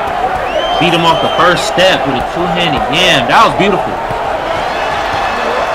Again, as I was about to say, Kevin Kruger preaches defense. Great, D better. Oh, that was a tough bucket right there. Still too much one-on-one from UNLV though. Absolutely, and Kevin Kruger again preaches defense. But he doesn't like when he likes to keep a classic defense. Doesn't like to get overly aggressive. Doesn't like to gamble a whole lot. That shot is good, but a lot of what you'll see with this UNLV team is, well, they work a lot of their conditioning during practices. That was going to be a backcourt. They practice a ton of conditioning, and you'll tend to see a lot of man-to-man because Kevin Kruger really believes in his team's athletic ability. As that shot has been strong, no good. Locking up. Sam, do you see the lockup? Man.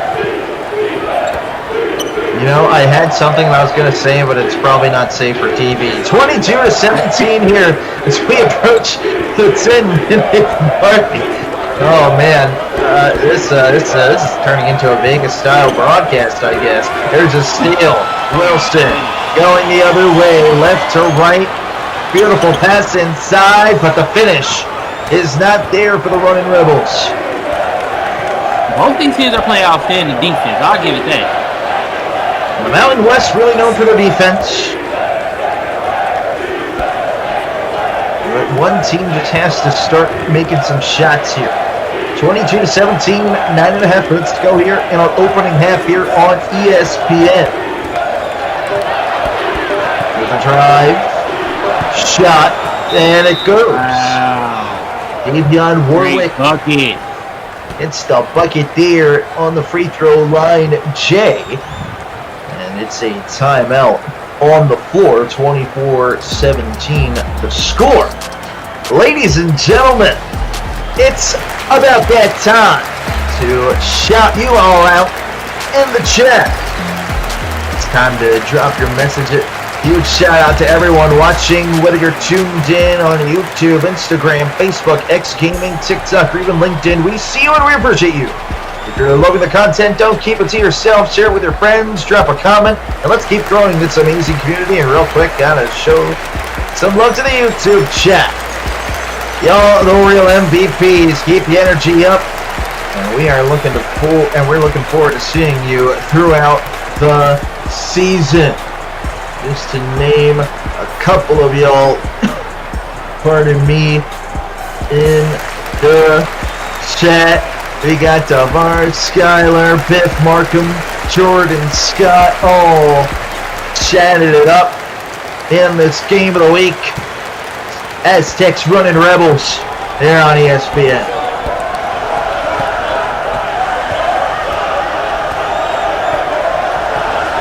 June play.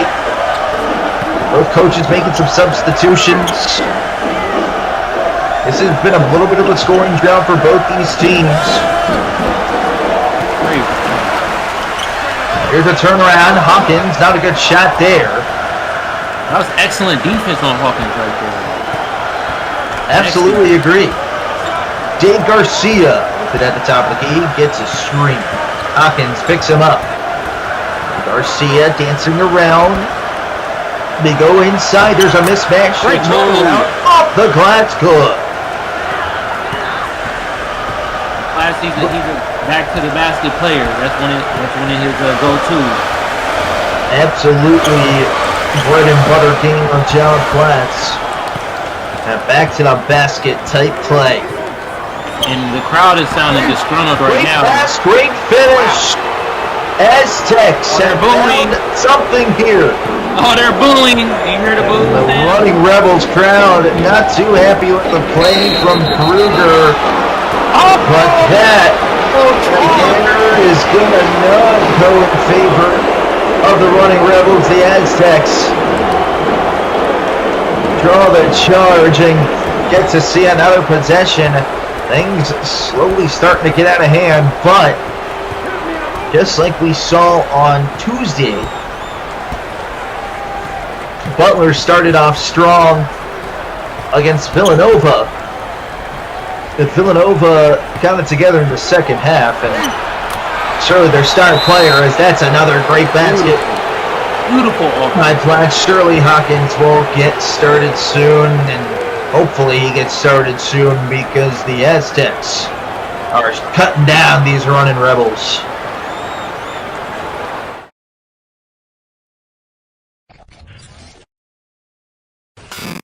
See the game, be the game.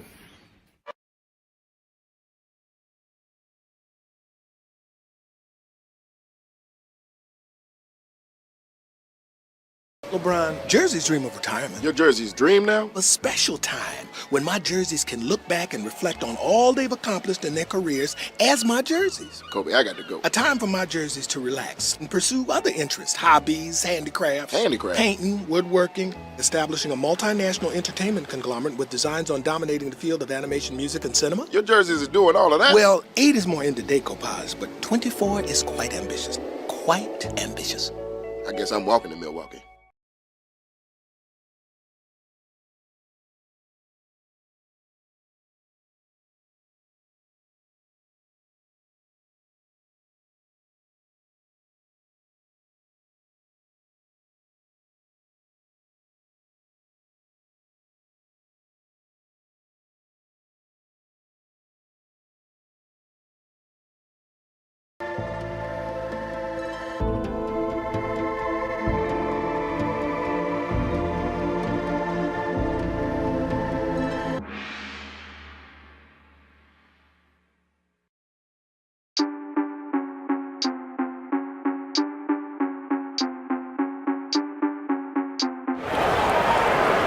Welcome back here on ESPN. Come on.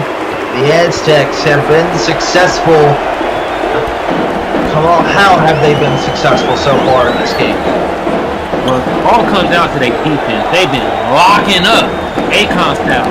Like, the thing about it also, though, their offense has been cooking a little bit more than UNLV. Just right there, once again, UNLV doing too much one-on-one compared to San Diego State actually just getting into their offense.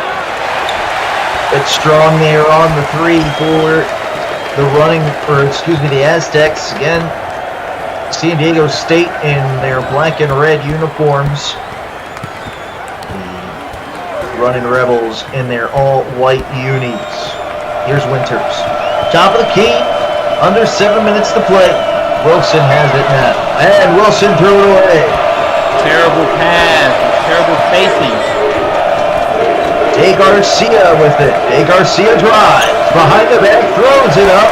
Wild shot, no good. Rebounded on the play by Cope. That was a terrible possession right there for State. Wilson. It's a screen from Hawkins. They try to go inside Hawkins, but that one's stolen away. Back-to-back turnovers committed by Wilson. De Garcia. Over towards the short side. Platts has it. Oh, terrible foul. That was a bad foul to Cook. Wilson heading off the floor. Jared Cook, the third, picking up his second quick foul. Pick up a foul after the 2 turnovers. Not great stuff here by the running Rebels, but almost a steal by Waring. Just deflected it out of bounds.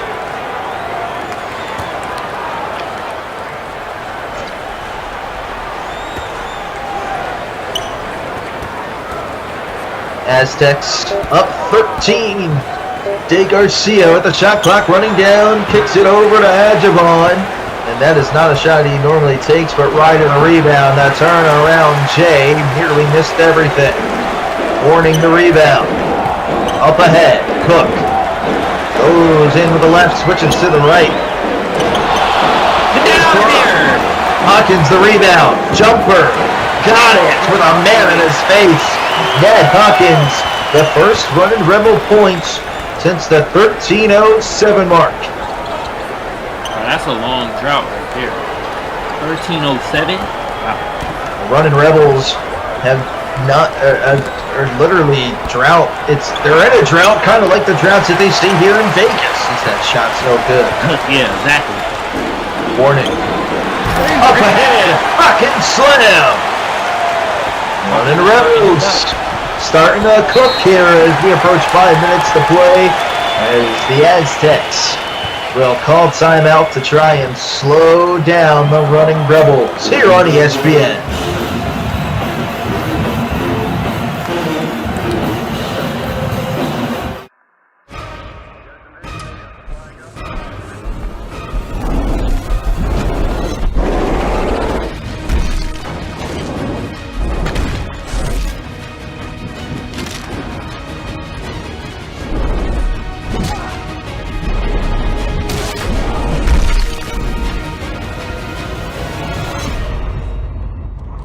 Hey, it's Henry Martell, and I just joined SimWorld Hoops.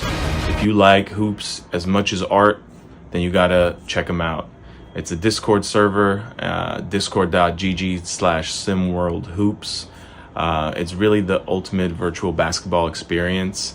Like, this isn't your average game. It's like stepping into your own basketball world. And whether you're like a player or a fan, it's time to see the game be the game.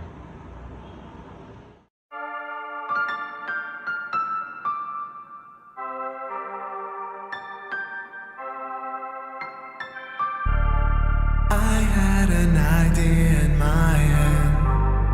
I pictured this going differently. I meant every word that I said. You should have spent more time.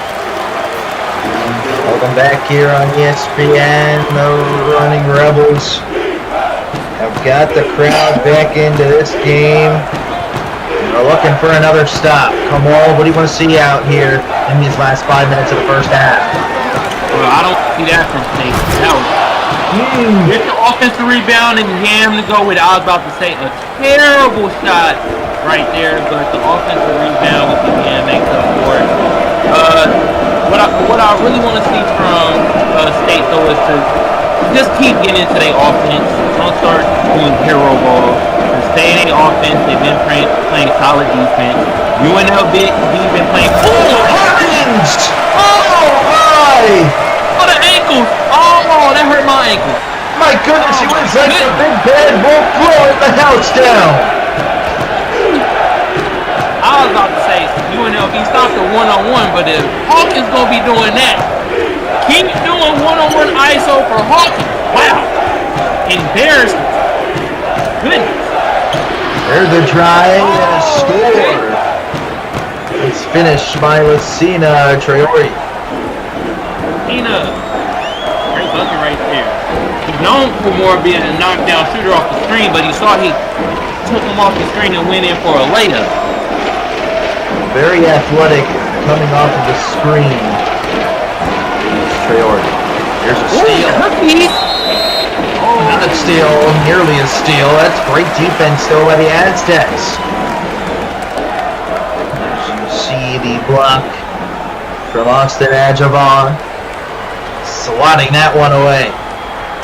Sam, that's how you notice a defensive battle when the highlight is a block instead of a dunk.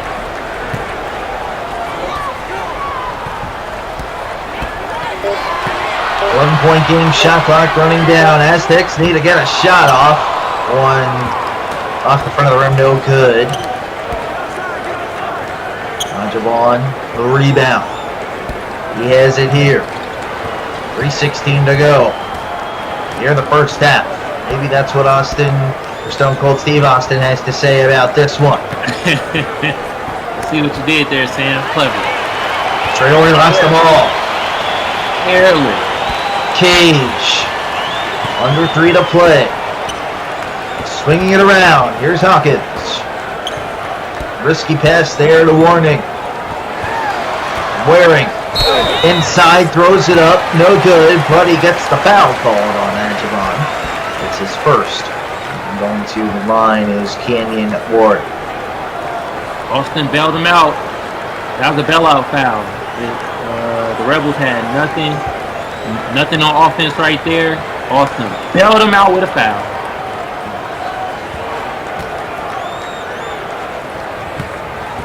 $11-point game here. Kevin Kruger just seems stumped on the sideline. Doesn't know. It seems puzzled, confused on how to get his team going as we're approaching the end of the first half. I mean, when you look at this right now, Kamal, UNLV, how do they get out of this rut that they're in? Well, they might need to start listening to their coach Kevin, because he keeps saying, "Get into the offense." I'm like, yeah, they need to get into the offense and stop doing one-on-one. They're playing a lot of one-on-one ball right now. Can't be missing free throws either. Yeah, I mean, yeah, you're right about that, Sam. Free throws and getting into their offense. That jumper, no good by Traore. Here come the running Rebels. Passes inside. Oh my God! Layup is good. Marcel Cage. Highlight reel finish. That was nice. Approaching 2 minutes. Traore kicks out to Garth Hubler. Goes inside, spins, turn around, got it. He just went to work on Ned Hawkins. Both teams are telling us, look, the Mountain West not only known for defense, we got offense too now.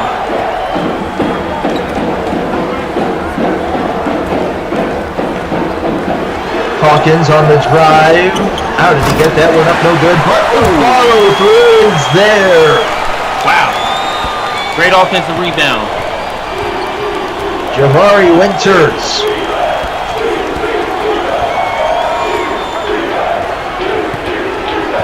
Ryder. Under 90 to play. Crowd getting into it. You hear him yelling defense. Gotta find a little bit of defense here. Shot clock at 5. Here's Ryder. They're swinging around. Here's a 3. Traore. That's no good. Hawkins the rebound. 60 seconds to play. Hawkins. The other way. Hands off to Cage.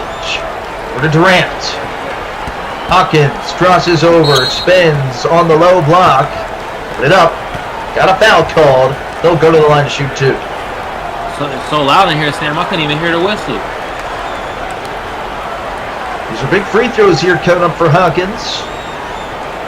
Just looking for points 7 and 8. Number 4 scorer in SimWorld U. Being kept in check here in the first half. For 13 and 14, sorry. Though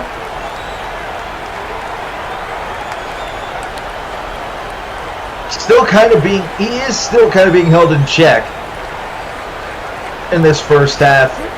I am just, some of the shots that he's taking just a little bit wild. It seems like SDSU is really forcing Hawkins to take some shots. Yeah, Sam, they're forcing them to take tough shots. They're forcing them into a lot of one-on-one basketball too. They're bumping the cutter, and oh my goodness, great move, great finish. Great move right there. Just went away from the screen. Well, in and out, Hezzy. Nice layup. Fantastic. Impressive in attacking the rim. Here's a jumper. It's off glass. No good. Hawkins might have rushed that one. Let's get you a chance to go up double digits again here. Clock down to 12. Inside. Garth Hubler puts it up. That one no good. UNLV a chance to beat the clock here. It's down to 3. Down to 2. Here's a 3. Got it! 5-point game. 1.7. Hunt's going to throw it up. That is off the rim, no good. And we go into halftime. The Aztecs, shocking here in this game of the week. They're up 5. What are your first half thoughts here? Come on. Both teams actually playing incredible defense. I don't have nothing to say really bad about on the defensive end. What I'm seeing with UNLV is a lot of one-on-one basketball. They need to get more into their offense. San Diego State, they're getting into their offense, but they're being really careless with the ball at times. So if San Diego State wants to win, tighten up on the ball control. And if UNLV wants to win, they're going to have to stop with the ISO one-on-one basketball, get into their offense, and get some plays to open up Nate Hawkins. Nate Hawkins, 14 points in the first half, but it seems like this Aztec team is just forcing them into some questionable shots. 38-33. 5-point advantage here for the Aztecs here on ESPN. Do not go anywhere. Second half action comes up after this. Hi, my name is Jasmine Wesley, and I recently joined SimWorld Hoops. If you love hoops as much as you love art, you've got to check out SimWorld Hoops at discord.gg/SimWorld Hoops. It is the ultimate virtual basketball experience. It's not like a regular game. It's like stepping into your own world. Whether you play or you're just a fan, it's time to see the game, be the game. Don't forget to check me out on social media at It's Jasmine Wesley.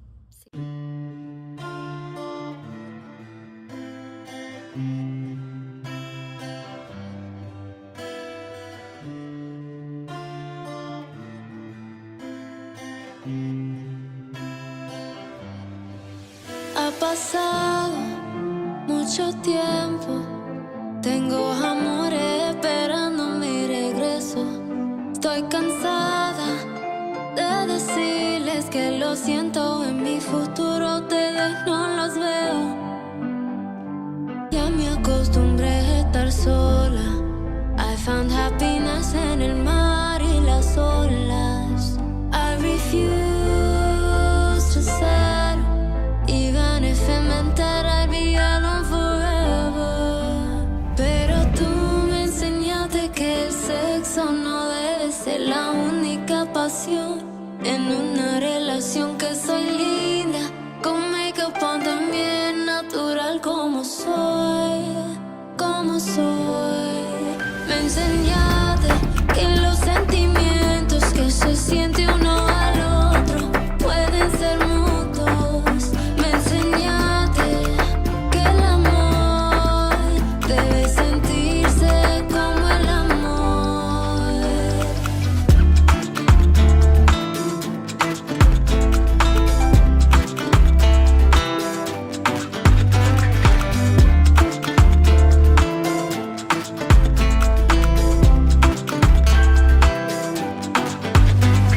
Disculpa, baby, espero que yo no te ofendo. I'ma be honest, never felt this kind of love before. Todo tan nuevo. I like keeping a surface, a really good way to keep 'em.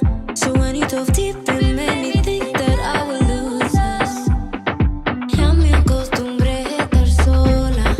I found happiness en el mar y las olas. I refuse to settle. Even if it meant that I'd be alone forever.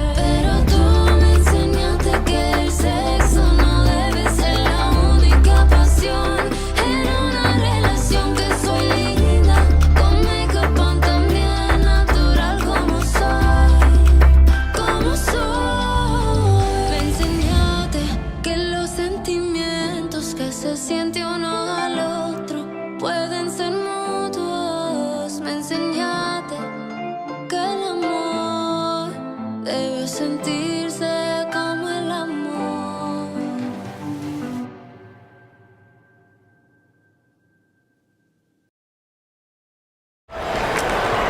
You know, I'm still, I'm still feeling, I'm still dancing from that fantastic song I was just playing.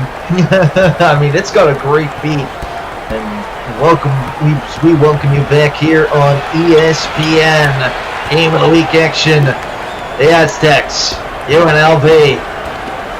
And a big time matchup here in the Mountain West. Right about that, Sam. Two ranked teams playing outstanding defense right now, even though both teams have got buckets on both ends. What I'm liking from UNLV is their defense, but the one-on-one offense gotta stop doing that. The state gotta stop being so careless with the ball. UNLV a chance here to cut into this lead. Questionable three-point attempt here by Traore. Durant dances around. Brings it back out. He's got 10 on the shot clock. Durant dribbling it around. Tries to go inside to Hawkins. He somehow got that pass. Puts it up. That's a rare miss from that close from Hawkins. That was a gimme right there. Oh, great this take. One thrown up. No good. A foul is called, and going to the line is Dre Ryder. That was a great take by Dre Ryder. I'm looking at this. What are they talking about? A lack of athleticism. I'm seeing some phenomenal athleticism from Dre Ryder this game. Well, when you have guys like Kendrick Perkins talking about some of these players, I mean, he's bound to say there's lack of athleticism somewhere. Okay, it makes sense now.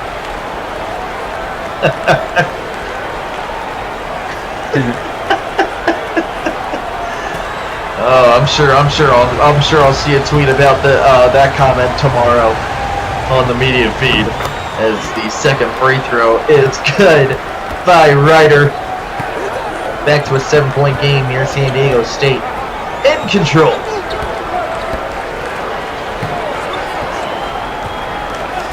Come on, when you look at this matchup here in this second half, played about 90 seconds here. UNLV, they seem a little bit stagnant. Oh my goodness! Oh! Ned Hawkins! The gambling man with the slam! He don't respect gravity. Whoa!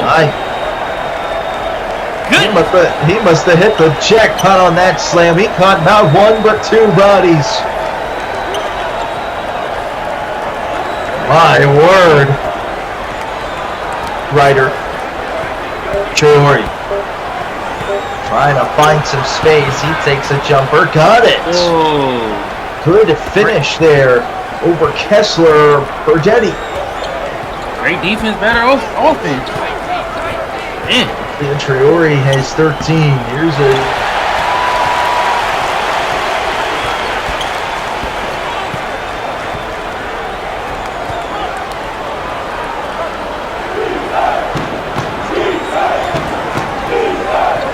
Liking the ball movement from San Diego State. That's what you're supposed to do as a big man. Rise over the little man. A great shot right there. With the ball.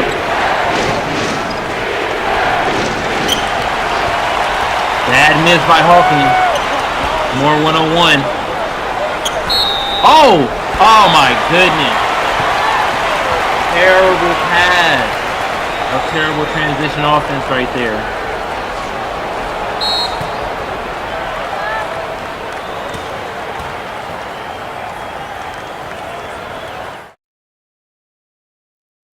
And it's time to see the game be the game.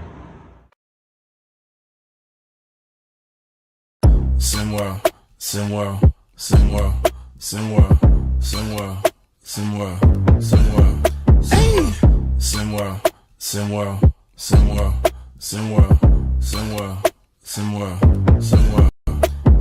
a place where average Joe can work on his craft and grow. Say you the new magic, yo. Well, why you ain't passing though? Better get you a basket, bro.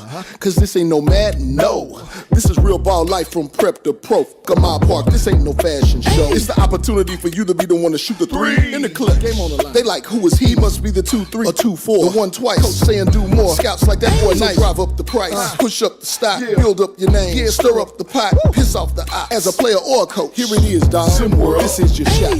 Yo, yells. SimWorld. You know your boy gotta get some of this, right? SimWorld. Rick Blaze. SimWorld. Ladies love. Let's go. I be on some ballers, trying to get my hands on a scholarship.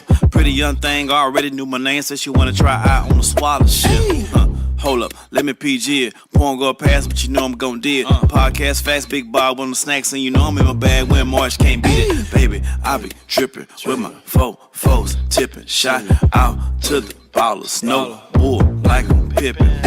Rick Blaze hit him with the freestyle. SimWorld Hoops, man, them boys wild. SimWorld. SimWorld. SimWorld. SimWorld. SimWorld. SimWorld. SimWorld. SimWorld. SimWorld. SimWorld. SimWorld. SimWorld. SimWorld. SimWorld. And then when their lead expanded, they turned into a highlight machine, except for the problem was there was no film in the camera.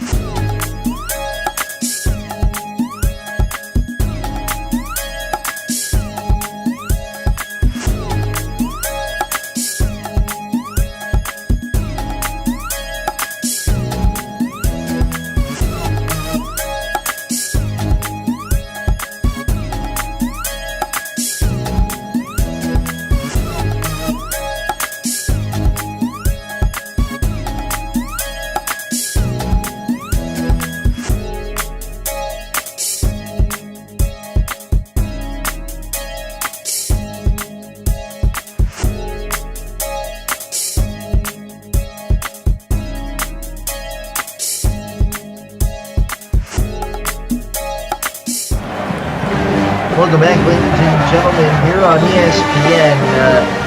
Kamal, there's a reason why I don't talk with my hands, because sometimes my hands are all over the place, and I accidentally knocked my water into our equipment, so...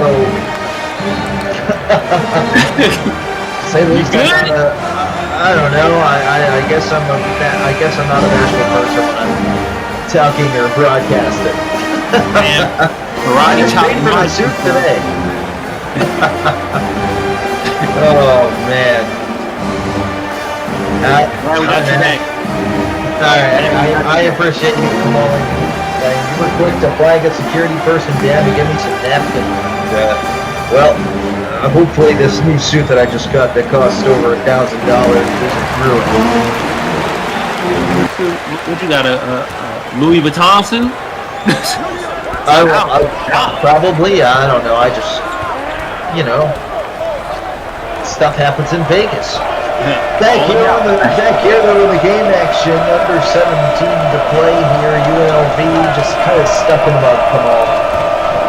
They are stuck in the mud. It's, except for, right there, right on cue, Hawkins. I was literally about to say Hawkins is the only player that has been not looking like he's shell-shocked. All the rest of the players is looking very shell-shocked right now. Absolutely, that shot is good. It seems like, Kamal, whenever UNLV try to get a run, the Aztecs are always there with a response. Yeah, great response. It's playing within the offense. Brian Dutcher writing up the plays, and the players are actually listening. Oh my goodness! Oh, get that out of there! What a block! Fantastic block. Nasty. Go inside. No good flats. Run Rebels need a run in the worst way possible. Hawkins goes to Cage. They try inside. Smite turns, kisses it off the glass and in. That's a great bucket right there. Great feet work. Nice post move. Yeah, they're happy feet. There is the try. Oh!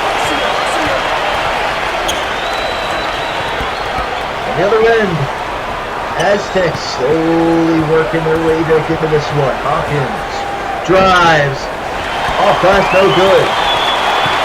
Great defense right there from the Aztecs. Far side, they go inside the flats. Kick out. Three. Gotta make that. Ball out of bounds, and the Aztecs will retain possession. Costly mistake there. You needed that rebound. Needed that rebound indeed. But I like what Platts did. Pass it out of the double team. Ryder has to make that three. Has to make that. That's a shot that Ryder usually makes. It was really surprising to see him miss that one. Shot clock down to 10. Aztecs another opportunity here to get a bucket. Here's a kick out.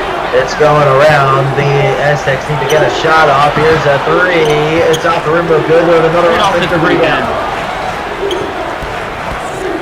This is great basketball here from the Aztecs. Here's Hunt. Here's Hunt. Oh my gosh! It's a crossover and a slam on his toe. Gillian Hunt. Oh!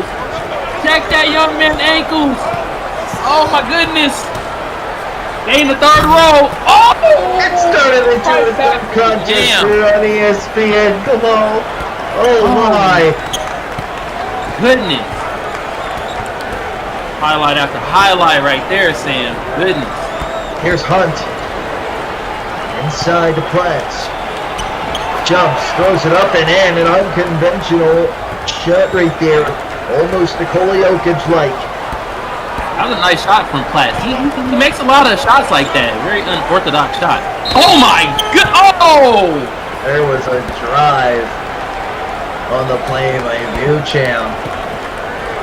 He was fouled on the drive, and he was trying to take a body there.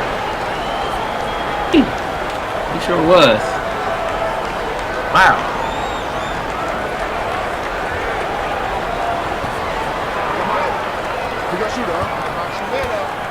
Bucham at the line. When the Rebels need these free throws, that is no good. They've missed a couple tonight.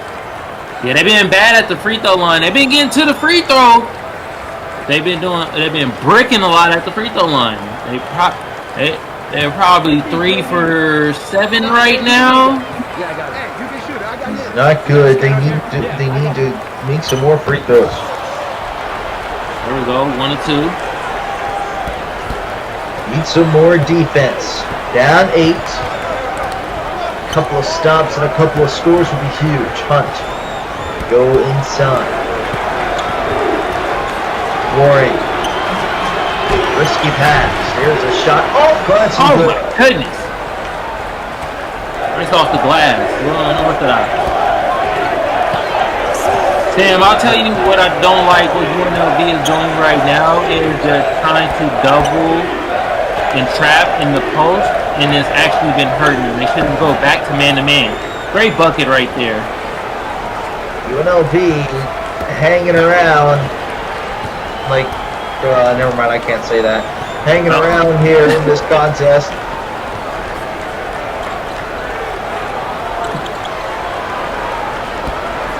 Every time UNLV tries to get something going, the Aztecs are always there to remind you But they have the lead, and Hunt, another good shot.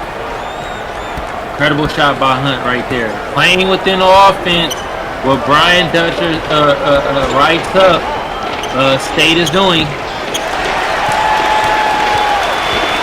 Turnover. Aztecs the other way. Here's Hunt. He's really carried the Aztecs. Get out of there! But he's blocked.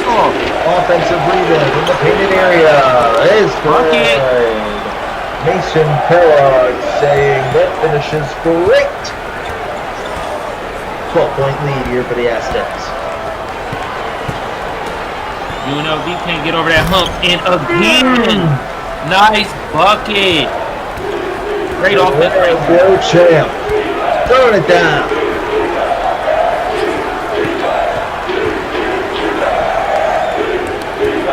Brown get into it. After that, get it out of here. Strike the rejection. Slashes that one away. This is a great block right there. Go champ. Kicks it over to Wilson. Wilson finally seeing some playing time in the second half. Had a first half to forget. 5 on the shot clock. On the drive, a little bit strong on the layup. Rebounded by Warwick. Warwick, what a pass. He receives it back.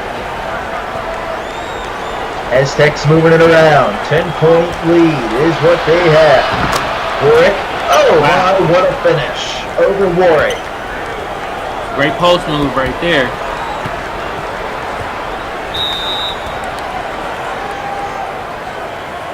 Great timeout by Kevin.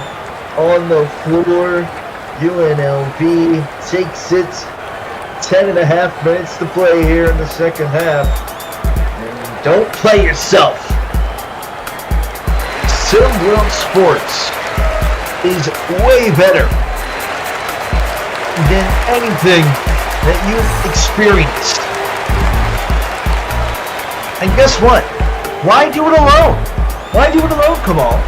Invite others to join the best simulation out there on the market. Exactly. For those of you that invite other people and they join and they become a head coach referrals, or they become a super fan, you will receive a 5,000 EM signing bonus. So join the Discord. Discord.gg/SimWorld Hoops. Or if you want more information on SimWorld, SimWorldSports.com. SimWorld Sports, the only place where you can see the game and be the game.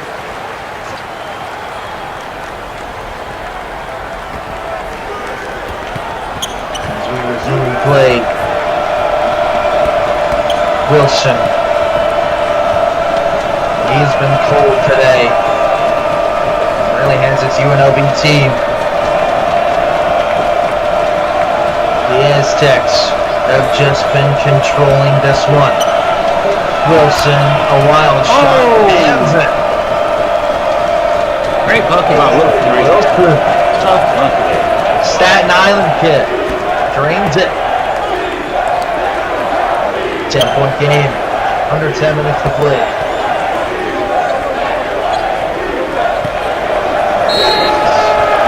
Trying to find their offense. Durant is called for a block, and he is heated on the ground after that call. Very upset. You see, Kevin Kruger is giving the refs the earful right now. And that was just, I disagree with that call. Another pretty bad call. I felt like he beat him to the spot.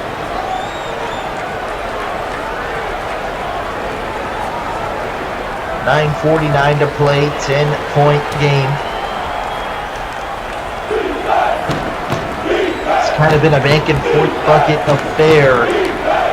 Kind of like a little brother, big, or like you can do, or I can do anything you can. Here's Hunt, the layup, no good. A little bit too much English off the glass. Hopkins. Running Rebels need a run here.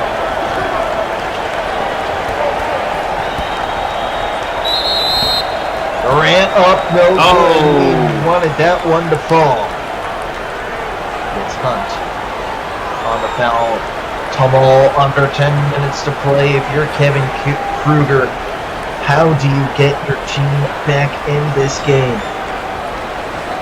First, you gotta tell them stop with the ISO ball. They doing a little better this half. First half, it was nothing but ISO hero ball.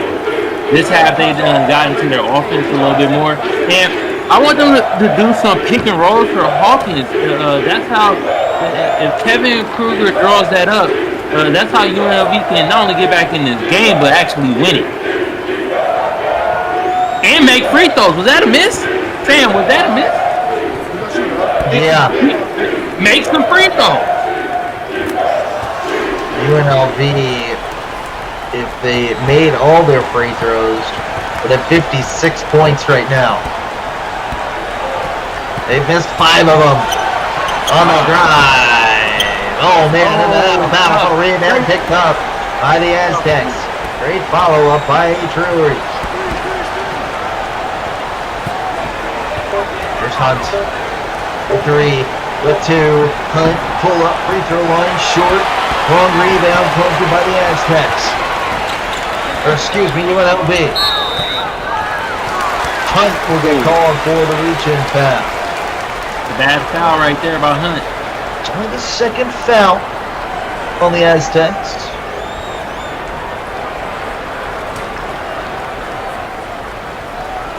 Ladies and gentlemen, I just received word at 3,300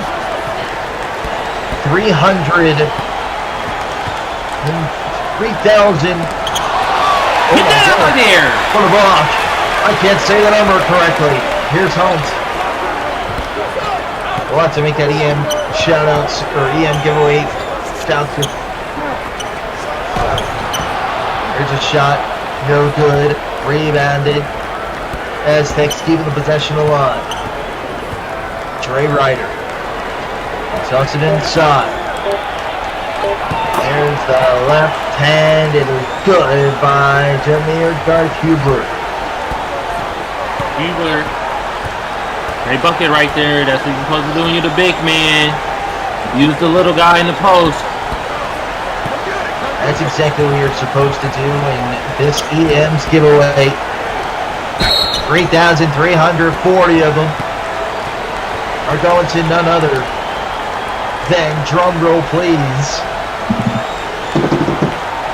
DeVar Schuyler. Congratulations. You have won 3,340 EMs. Congrats. Durant to the free throw line to shoot 2.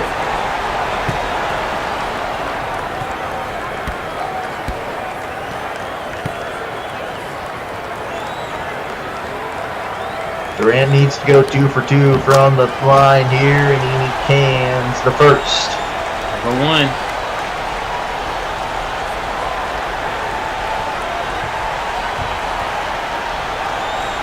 Brian Dutcher looked kind of calm on the bench. Yeah, Brian Dutcher not really known for getting aggressive with his players. He's a calm, cool, collected coach. And he just is, whenever he gets emotional, his players just respond weirdly. So he likes to be calm, cool, collected, and not too hard on his players. As the Aztecs not liking what they're seeing right now on the floor, they take a timeout. 7:47 to play here on ESPN.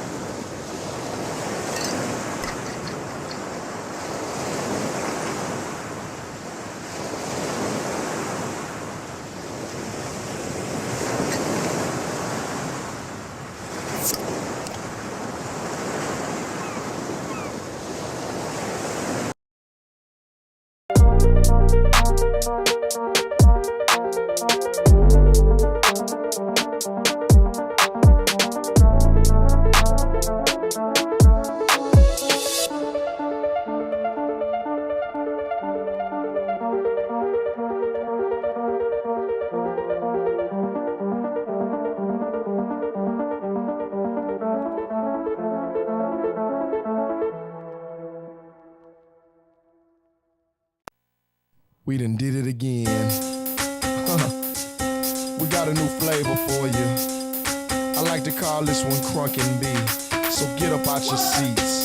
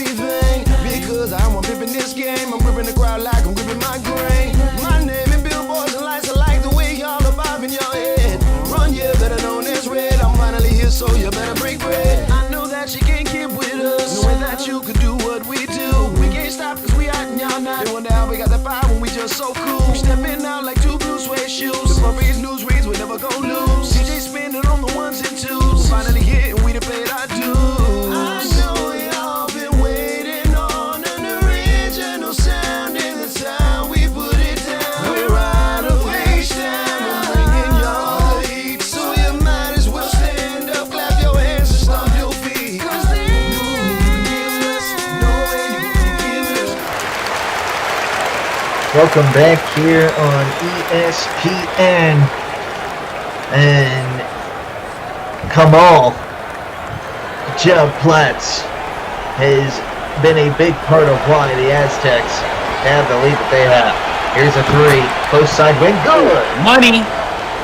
Dre Ryder, the 3-and-D player for this Aztec team. A big bucket there.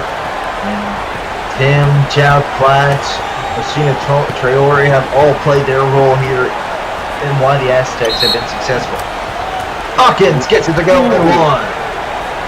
Great bucket right there. And yeah, Sam, you're right about that. Platz has been doing this thing. He's projected to be a second-round pick in the SWBA. I like what Platz has been doing. He's been playing some pretty solid defense. Not only that, he's been going to his bread and butter, going into the post, doing his post moves and stuff like that. But let's concentrate on this free throw from Hawkins right here. Got it. So the 2+1 play is good. UNLV down 9. Remember, UNLV have tried to get a run going. The Aztecs have always just been there on the spot. Ryder, three, no. Oh, another wide open three from Ryder. Miss. Then missing the open wide three-pointer. Oh my goodness! Durant, no good. Here's a three. Got it! Jared Durchek. 6-point game. And all of a sudden, the Thomas and Max Center has come to their feet. It is loud now. It is Pratt. 15 on the shot clock. Here's Thomas. Contacts up East Garden closely. Punt cross court. It's a screen. Right there. Cage in transition. Crossing over. Gets it screen. Trying to find some space. They go inside. Hawkins out of bounds. Out of control.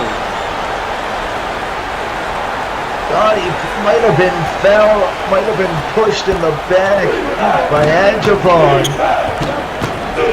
Kruger wants a foul. He has given it to the official down the sideline. Cage the steal. Ahead. Durant. No. Rebound. Durant. No. But he's fouled. Crowd get loud. My goodness. What a last 30 seconds it was. Durant, big free throws coming up here.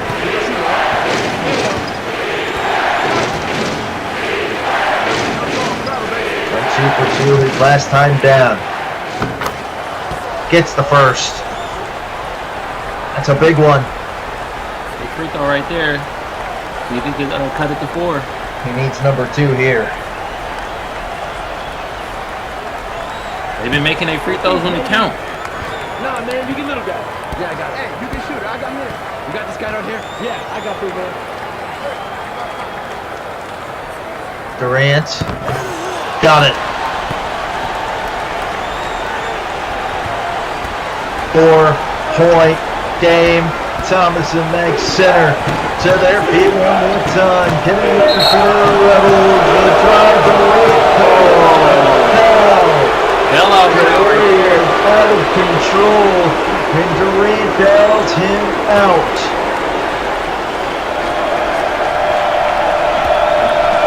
Ryder. Adjavon back to Ryder. Moving the ball around. Traylori.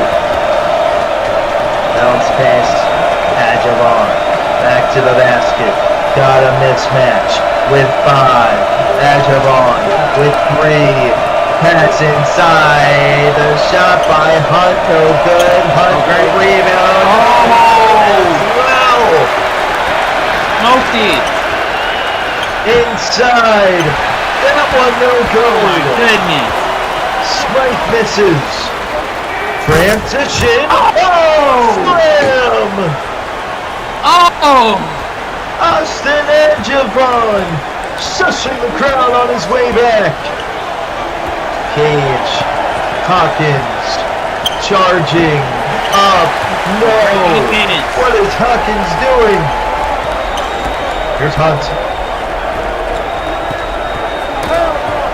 Great pass inside, deflected away by Durant, jumper, oh my. This is sloppy basketball, Sam.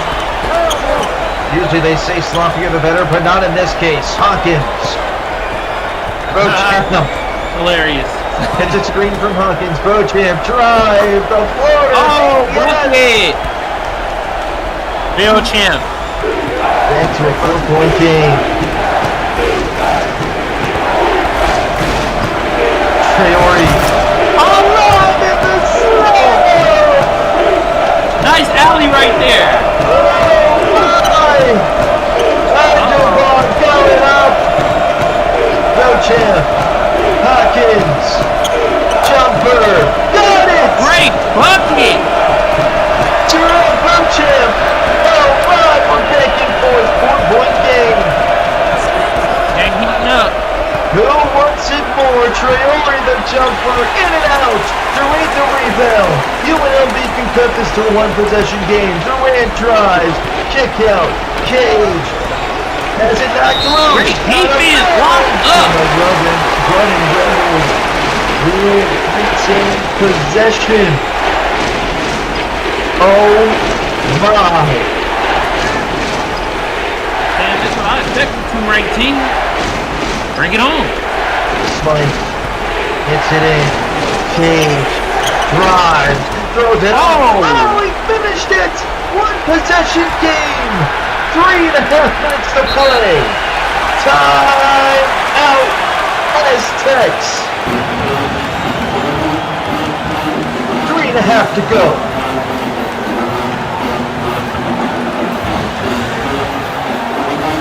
Kyrie Irving, Melo. What's up, Melo? Did you hear what Foot Locker is doing with the Week of Greatness? Dropping the freshest kicks as always. They're doing a lot more than that. Instead of using some big-name athletes and celebrities in the commercials, they're using them to do some good in the world. Are you sure? Yeah, Kyrie is me. Carmelo, of course I'm sure. I need to call Anthony Davis. He's gonna love this. What's up, Kyrie? I just heard. That's super cool they're doing that. I know.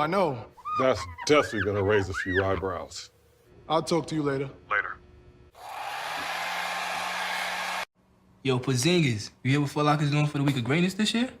Well, James Harden, I assume they're dropping more hot new sneaker releases than ever? Of course, but they're also using all the big name athletes and celebrities to do some good in the world. So instead of being in a commercial like usual, they're out in the real world doing good? That's cool. Using all the big name athletes and celebs to do some good instead of being in a commercial? Sure is a cool idea. Hermione and missing Damian Lillard. Gentlemen, the open house is over. You'll have to be on your way. What? Don't you know who we are?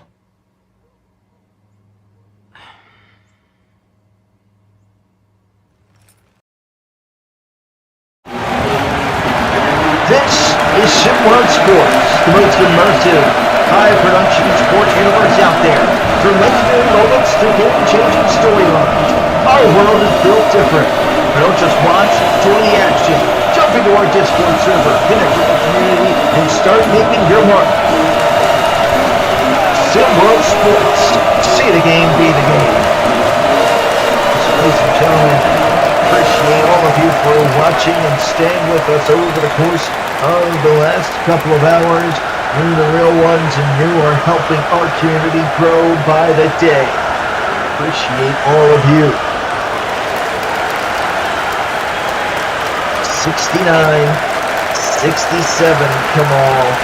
There's a reason why this game was picked to be the game of the week. 3.5 minutes. It's been all UNLV.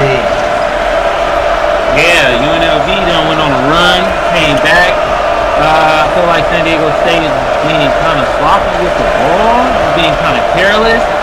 And UNLV, they've been waking up. We're getting a lot of transition buckets. Flats out to Traore. They've been double teaming Flats a lot. Traore with 5.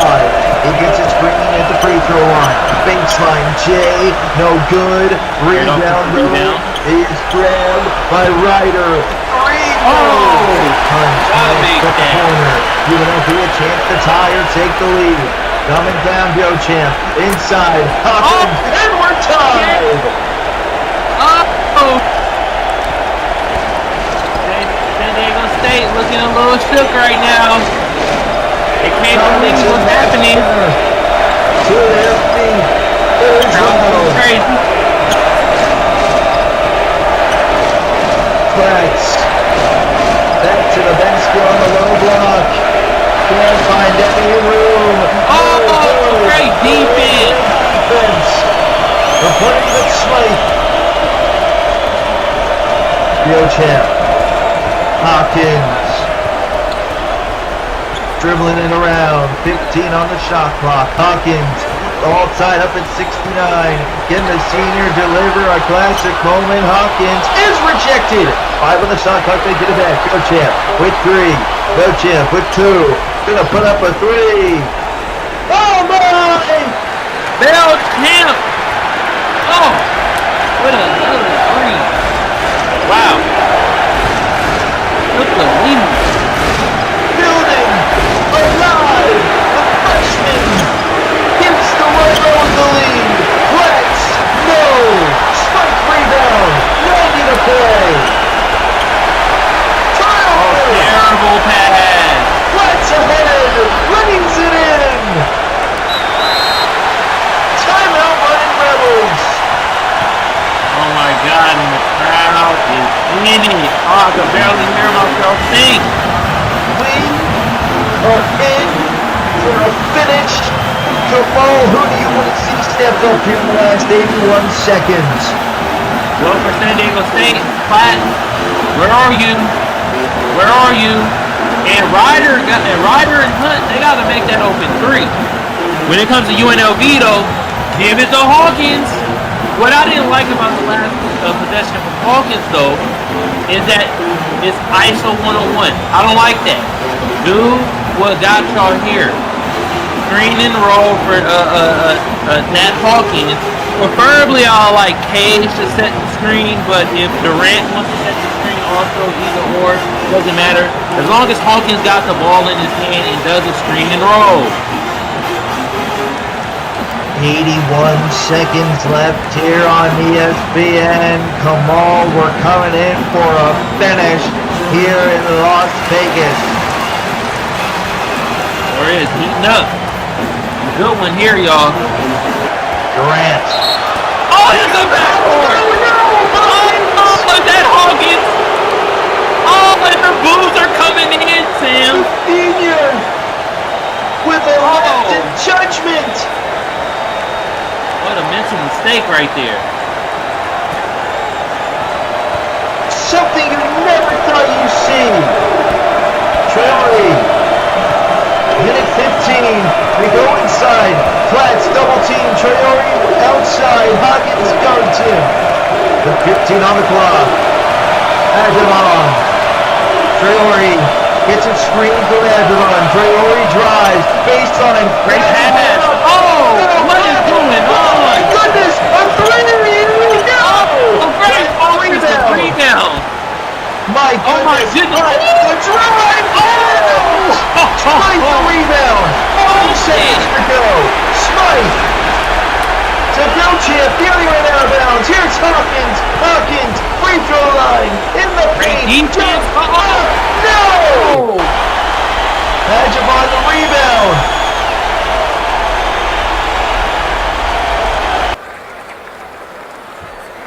Oh no!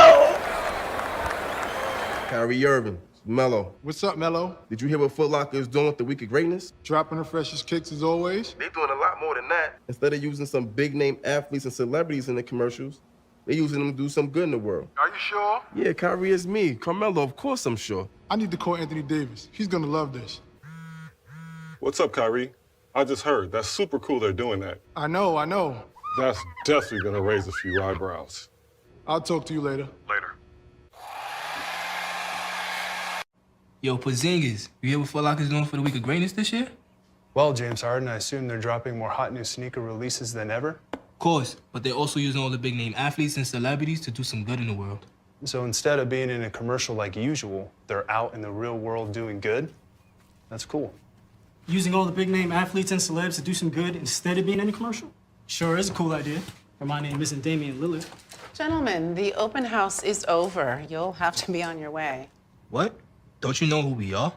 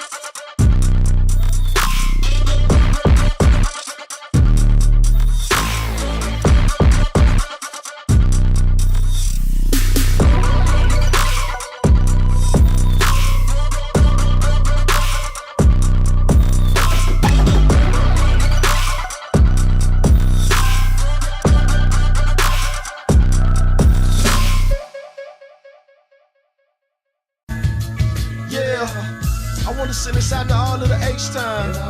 Showing love. Kool-Aid, overdose, chopaholics. Appreciate y'all, man. I want to thank the H-Time riders and Bunsy Whittle, PDL, all of the H-Time, man. Player partners. Alright, myself, Ron Yale. Let's get it. Said I'm doing this here for all of my dogs. DJ Kool-Aid, Overdose, the Chopaholics. All of my partners and all the ballers hustling in the streets. And regardless of all the people that cross us and all the haters out there that try to rob us, they can't see that they will never stop us, cause we got love from the whole city. Southside, Northside, why don't you stand up? I wanna thank y'all for showing me love. So put your flames up, keep drinking your cup. H-Town is the city where it all goes down. Eastside, Westside, why don't you stand up? I wanna thank y'all for blowing me up. So put your flames up, keep drinking your cup. H-Town is the city where it all goes down. It all go down right here, not a whole world like here. And you can see it so clear, we got it on lock this year. I almost shed a tear when I saw Pow Wow and Mike Jones, Slim Thug, Chameleon, and all of my niggas from home. Getting it, doing it big, not using the spot. And everything we drop hot, whether you like it or not. So you can ball or block us or knock us, but you can never stop us. It's the city of mono, blocked up, drunk, knock droppers and boppers and officers banging screw. Probably P's and Q's with a great cassette in the deck, yep. These is dudes that been paid. Now we're swinging in Escalades with our trunk raised. Banging maize, stacking chips like Lay's. Days looking brighter, still got me 25 lighters. Candy lag with a crack, black magic on my tires. I'm still blowing that fire cause it feels so good. I ain't wanna name one, I wanted to rip for all of the hood. Southside, Northside, why don't you stand up? I wanna thank y'all for showing me love. So put your flames up, keep drinking your cup. H-Town is the city where it all goes down. Eastside, Westside, why don't you stand up? I wanna thank y'all for blowing me up. So put your flames up, keep drinking your cup. H-Town is the city where it all goes down. Yeah. Album in stores. The life of a porn star. Yep, yep. And I go by the name of Ron Yale. Hold me down H-Time. I love y'all. Southside, Northside, why don't you stand up? Stand up. Porn star.